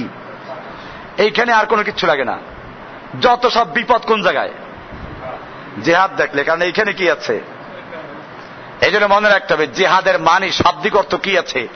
অন্যান্য পরিভাষাগুলো সালাত, সিয়াম, যাকাত, হজ, এইগুলোর শাব্দিক অর্থ দিয়ে যেমন আদায় হবে না, পারিভাষিক অর্থে ইসলামের পরিভাষায় যেটা ওইটাও মানতে হবে। ঠিক জিহাদের একটা পরিভাষা অর্থ আছে, সেটা সাহাবীরা যেটা বুঝতেন, সেটা মুহাদ্দিসিনে কেরাম যা বুঝেছেন, প্রত্যেকটা হাদিসের কেরামে জিহাদের বয়ান আছে, আপনি ওইটা পড়েন, তাহলে বুঝবেন যে মুহাদ্দিসিন কি বুঝেছেন। ওই বয়ানের মধ্যে নফসের জিহাদ পারেন নাই, ওইখানে আনছে ঘোড়ার বয়ান, তরবারির বয়ান, দুশমনকে মারার বয়ান, মরার বয়ান। আরে ভাই, নামাজ পড়তে গেলে যেমন উজু করতে হয়, জিহাদের ময়দানে এরকম সবকিছু আছে। নামাজের যেমন উজু আছে, জিহাদের উজু আছে। নামাজের উজু সব কোরআনে আছে, হাত দো, মুখ দো, আছে না কোরআনে? ফাগসিলু উজুহাকুম ওয়া আইদিয়াকুম ইলাল মারাফিক আমসাহু বিরুসিকুম ওয়া আরজুলাকুম ইলাল কাবাইন। এরকম জিহাদের উজু আছে। আল্লাহ বলছেন ওয়া আইদ্দু লাহুম মাসতাতাতুম মিন কুওয়া, কুওয়া অর্জন করো, প্রস্তুতি গ্রহণ করো, উজু হলো। এরপরে নামাজে যেমন মসজিদে যেতে হয়, জিহাদের ময়দানে মসজিদ, ইন্নাল্লাহা ইউহিব্বুল্লাযিনা ইউকাতিলুনা ফি সাবিলিহি, আল্লাহর রাস্তায়, ওই রাস্তা ওইটা, আল্লাহর রাস্তা ওইটা। এরপরে জিহাদের ময়দানে গিয়ে নামাজে যেমন কাতার সোজা করতে হয়, জিহাদের ময়দানে কাতার সোজা করতে হবে। নামাজেরটা এরকম স্পষ্ট করে বলা হয় নাই, কিন্তু ওইটা স্পষ্ট কোরআনে আছে, ইন্নাল্লাহা ইউহিব্বুল্লাযীনা ইউকাতিলুনা ফী সাবিলিহি সাফফান কান্নাহুম বুনিয়ানুম মারসুস।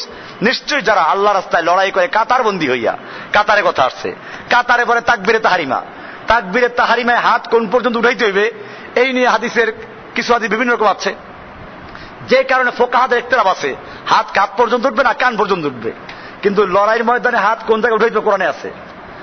ফাদারবার রিকাব তাকবীরে তাহরিমা, যখন তোমরা জিহাদের ময়দানে সামনাসামনি হলে, ফাইযা লাকীতুমুল্লাযীনা কাফারু, যখন কাফেরদের সঙ্গে সামনাসামনি হইবা, তারপরে ফাদারবার রিকাব, ওদের গর্দানে মারো। বোঝা গেল হাত উঠবে কোন পর্যন্ত? কাফেরদের গর্দান পর্যন্ত। এরপরে রুকু সেজদা, ফাইযা আসখানতুমুহুম, যখন ধরাশায়ী করেছো, বসে পড়ছে, এখন ফাসুদ্দুল ওয়াসাক, ভালো করে বাঁধো। বান্দার পরে সালাম ফিরাইবে না, সালাম দুই দিকে। আল্লাহ বলেন ফাইম্মা মান্নান বাদু আইম্মা ফিদান, হয়তো এমনি যদি ভালো মনে করো এমনি ছেড়ে দাও, আর নইলে ওর থেকে ফেদিয়ে নিয়ে ছেড়ে দাও। এরপরে নামাজের পরে মুনাজাত হাদিসে নাই, নবী করেন নাই, কিন্তু জিহাদের ময়দানের কি আছে? মুনাজাত আছে।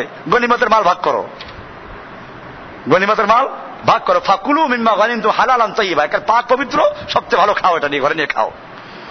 তাহলে বোঝা গেল। এরপর বলা আছে জিহাদ করতে গিয়ে যদি শহীদ হয়ে যায় তাহলে কি আমার আমল বন্ধ হয়ে যাবে? না, ওটা কেমন চালু থাকবে, শহীদটা চালু থাকবে, হাদিসে আছে স্পষ্ট হবে। তাহলে এত গুরুত্বপূর্ণ যে একটা ইবাদত, সেই ইবাদতটা আজকে ব্যাখ্যা করা হচ্ছে কি জন্য? দেখেন, কুতিবা আলাইকুমুস সিয়াম কোরআন আয়াত, আর একই শব্দ কুতিবা আলাইকুমুল কিতাল কোরআন আয়াত, খালি বেশ কম সিয়ামের জায়গায় কেতাল। কুতিবা আলাইকুম আসিয়াম, কুতিবা আলাইকুমুল কিতাল। কুতিবা আলাইকুমুস সিয়াম নিয়ে কোনো কারো মাথা কামান নাই, রোজা রাখো, এতে বসেও খুশি। আমেরিকার হোয়াইট হাউসে প্রতি রমজানের প্রথম দিনে মুসলমানদের সম্মানে একটা ইফতার মাহফিল দেওয়া হয়, ঠিক কিনা? একটা ইফতার মাহফিল দেওয়া হয়। এই ইফতার মাহফিলে বাংলাদেশের অনেক বড় বড় কণ্ঠশিল্পীরা গিয়ে কি করে? কণ্ঠশিল্পী মানে আলেমরা, ওয়াজ করে যারা বক্তা আর কি, এরা গিয়ে কি করে? এরা গিয়ে ইফতারি সারে খেয়ে আসে। তাহলে বুশেরও কোনো সমস্যা নাই। আর সমস্যাটা কোন জায়গায়? কুতিবা আলাইকুমুল কিতাল, কারণ আল্লাহ বলছেন ওয়া হুয়া কুরহুল লাকুম। কিতাল মানে লড়াই করা, যুদ্ধ করা। এখানে আল্লাহ বলছেন ওয়া হুয়া কুরহুল লাকুম, তোমাদের কাছে অপছন্দ মনে হবে, এই জন্য মনে রাখতে হবে এটা একটা গুরুত্বপূর্ণ ফরজ, আহাম্মুল ফরজ। আপনারা, আমার একটা বই এখন প্রায় শেষ দিকে আসছে, বইটা আসতেছে, এটা আপনাদের যারা শিক্ষিত লোক আপনাদের খুবই জরুরি। এটা লিখতেছি আপনার সারা বিশ্বে মুসলিমদের বিরুদ্ধে আগে কি চক্রান্ত হয়েছে, বর্তমানে কি চক্রান্ত, এই ফিলিস্তিন বলেন, পূর্ব তিমুর বলেন, আপনার দক্ষিণ সুদান বলেন, বাংলাদেশকে নিয়ে কি হচ্ছে, এ সম্পর্কে এরশাদের রিপোর্ট আছে আমার কাছে।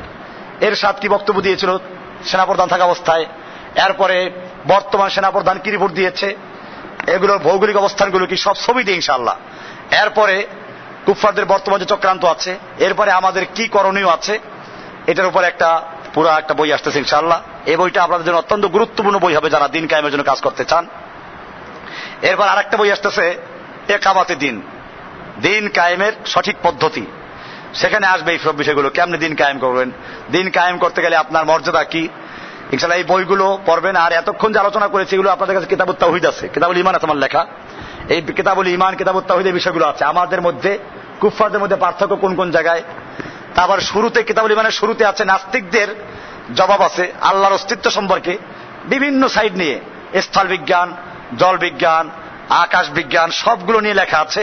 আপনারা এগুলো পড়লে ইনশাআল্লাহ একটা নাস্তিক, আপনাদের যেহেতু এখানে নাস্তিক বহুত আছে বাংলা বিভাগে, বাংলা বিভাগে কিছু নাস্তিক আছে না, আহমদ শরীফের ছাত্র যারা, হুমায়ুন আজাদের ছাত্র যারা, এরা কি আছে, এদের মধ্যে অনেক নাস্তিক আছে। কাজে এই নাস্তিকগুলোকে জব দিলে ওগুলো যথেষ্ট কাজ করবে, তো আপনারা সেগুলো পড়বেন ইনশাআল্লাহ। আমি যে জি আল্লাহ সুবহানাহু ওয়া তাআলা আমাদের সকলকে যা কিছু বললাম এর মধ্যে যা ভুল হয়েছে সেগুলো মাফ করে দেন, এবং যেগুলো সহিহ হয়েছে সেগুলো আল্লাহ তাআলা আমাকে এবং যারা শূন্য সকলকে আমল করার তৌফিক দান করেন। আল্লাহ তাআলা আমাদেরকে তার দিন কায়েমের জন্য এই জমিনে আল্লাহর দিন কায়েমের জন্য আমাদেরকে কবুল করুন, আমিন। আমাদেরকে আল্লাহর দিন কায়েমের জন্য আমাদের জান, আমাদের মাল এবং আমাদেরকে আল্লাহর রাস্তায় শহীদ হওয়ার তৌফিক দান করেন, আমিন। ওয়াসাল্লাল্লাহু তাআলা আলা নবিয়িনা মুহাম্মদ ওয়া আলা আলিহি ওয়া সাহবিহি আজমাইন। সুবহানাল্লাহি বিহামদিহি, সুবহানাকাল্লাহুম্মা বিহামদিকা আশহাদু আল্লা ইলাহা ইল্লা আনতা আস্তাগফিরুকা ওয়া আতুবু ইলাইক।